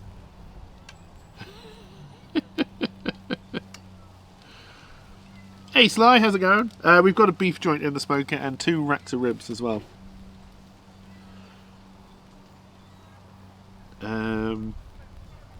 Yeah, so it's all going through the Rodecaster Pro 2. So I've only got one microphone set up, and it's going through the Rodecaster Pro 2, and that's connected by USB into the PC, and that's being picked up by OBS. I'm using a shotgun microphone. I would show you on this camera, but this camera tends to stop whenever I move it, so I can't really show you the things. Oh, and the potatoes, yes. I think it's the NTG1. Which is their cheapest shotgun microphone. Side note, I would love to use an out-of-frame microphone like this during stream. Because I use the Shure SM7B. It's a beautiful sounding microphone. It's hard to replace it and get that kind of rich audio that I think the SM7B brings. I still think the SM7B is way too expensive for what it is, but that's a different conversation. And yeah, that's basically it. So it's an XLR cable into the Rodecaster. The Rodecaster has got some great, not only preamps, but processing on board. I think I turned most of it off. No, apparently I do have processing on. I don't know what the difference is. I just had simple processing on. I've just turned it off. I would imagine the noise gate is gone, so you're probably hearing more of the background noise. I don't know if you can hear that mower going in the background. God knows what else it's done.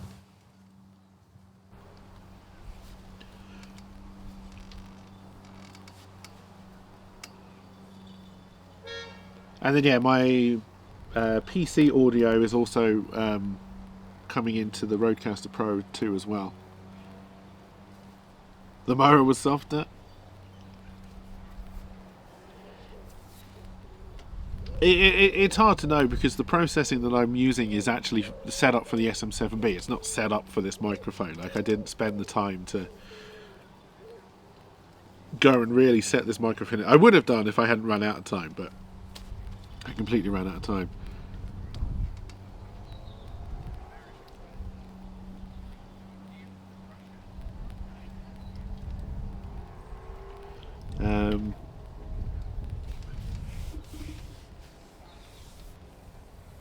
No, the raw sound from that microphone will be worse than what comes in when it's processed. The processing on this thing is really good.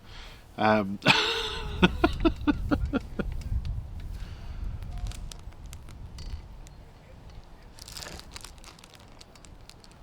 I see. So even though I plugged you in with a USB-C cable, you weren't actually charging, eh?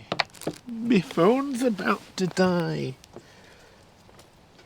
I don't think that's a huge problem.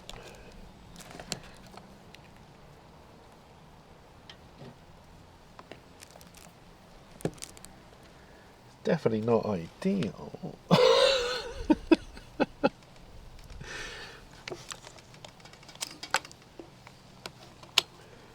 Now, is it the cable itself, or is it just not enough power coming through that port? It might be the cable itself. Let's try this one.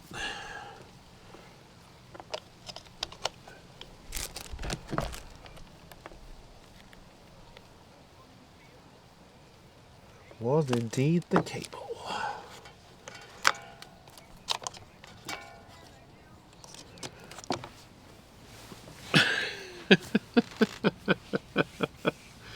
Oh dear.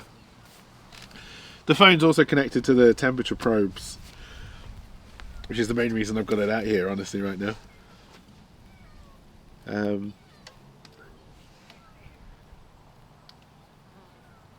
But yeah, like I said, you easily could have done this probably from an iPad, from a phone.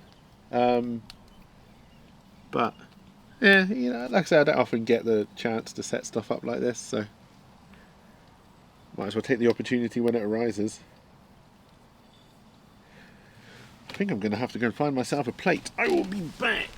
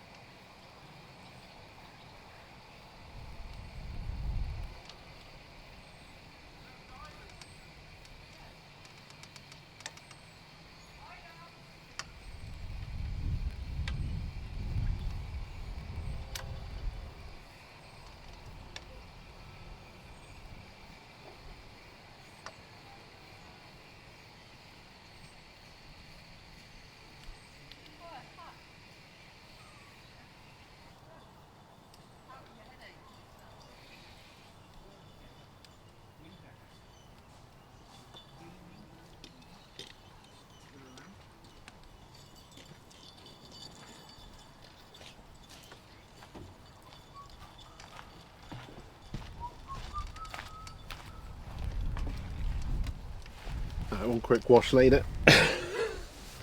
We have ourselves a plate.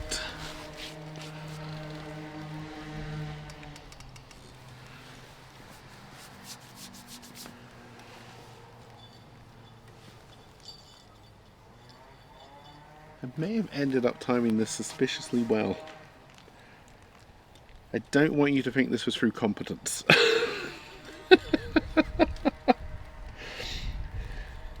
Sheer good luck.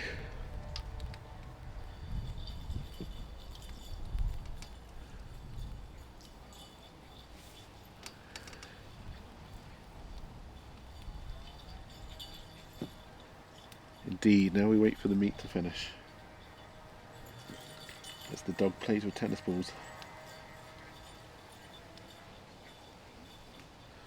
If you can hear the bells, that's the dog.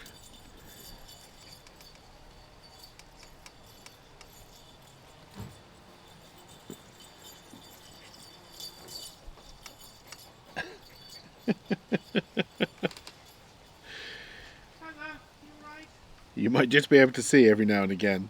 Incredibly overexposed.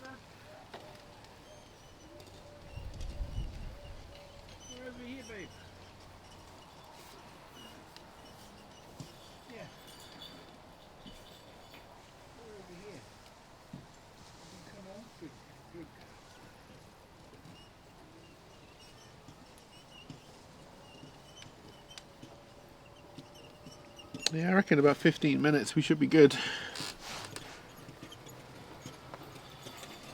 Maybe get harassed.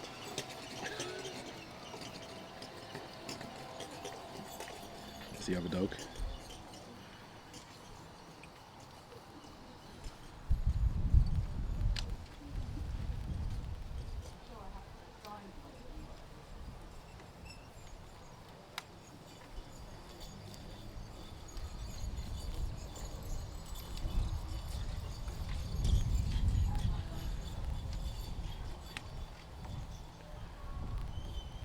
Look at all the excitement now.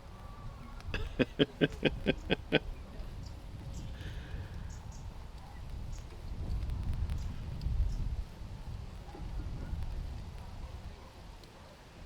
real question is, can you hear what they're saying?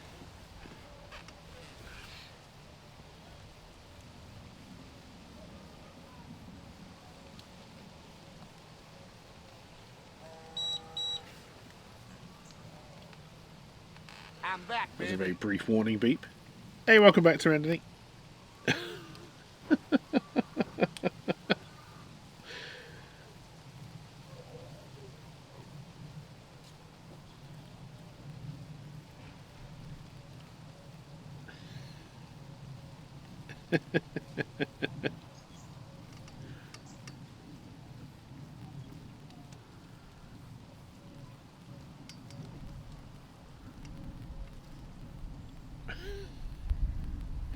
He did miss the dogs and the people.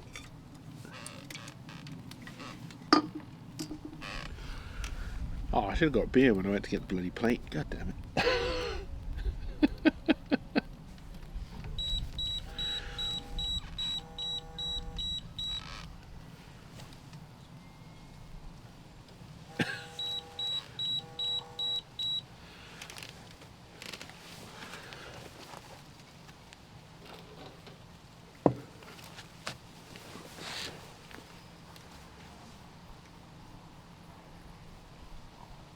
How long ago did I put those ribs in? I feel I may have divered a little bit too much on those.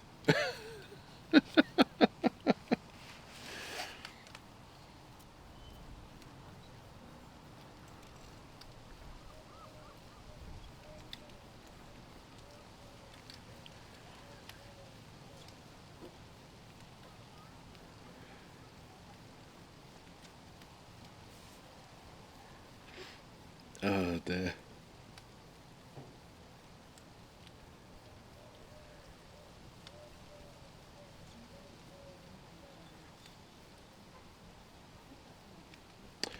It might be time for a beer run.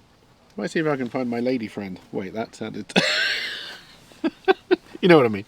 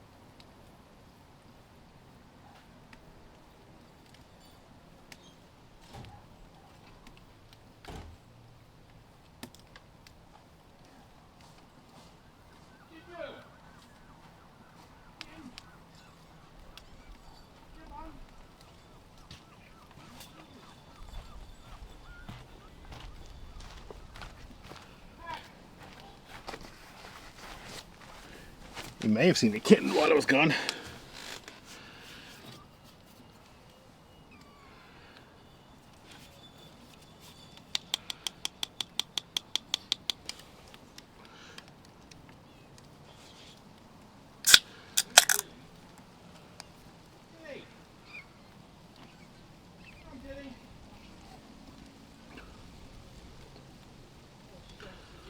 Well, that's really nice, actually.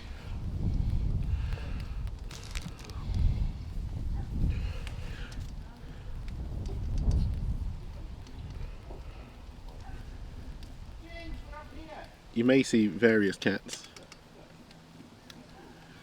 Oh dear.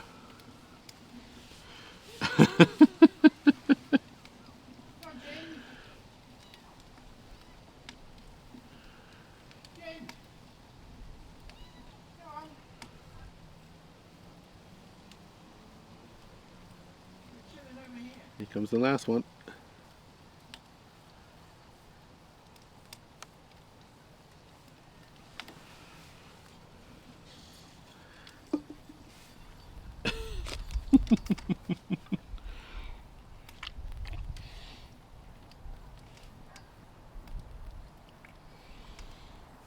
Oh yeah, that's I'm very back, good actually. baby.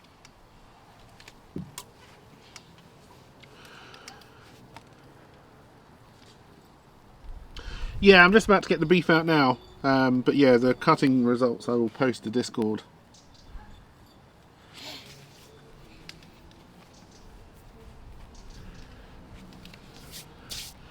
Well, I'm going to attempt to get the beef out now using my various tools.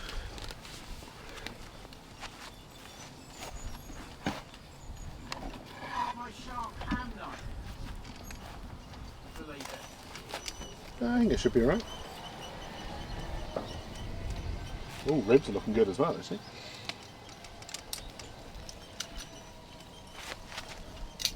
Right, first we struggle to get the temperature probe out.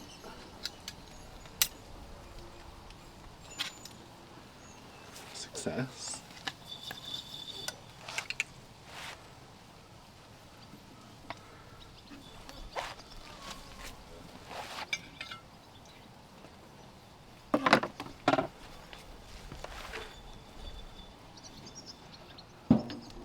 Oh dear. Alright, let me...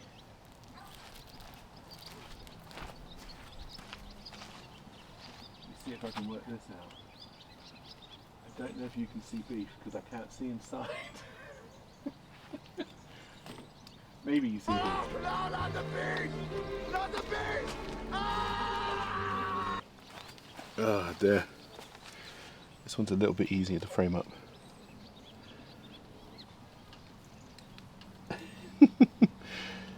It's looking good. And I think the ribs are just about ready as well. Oh dear. I'll put some better pictures up on Discord later so everyone can see what it looks like.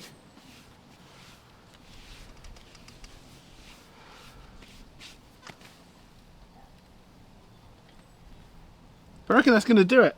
Thank you for joining, everybody. LP and I will be playing Baldur's Gate 3 tomorrow. The dog is chasing the cat. So everyone, have the rest of your day, and I will see you all when I see you all. Bye for now.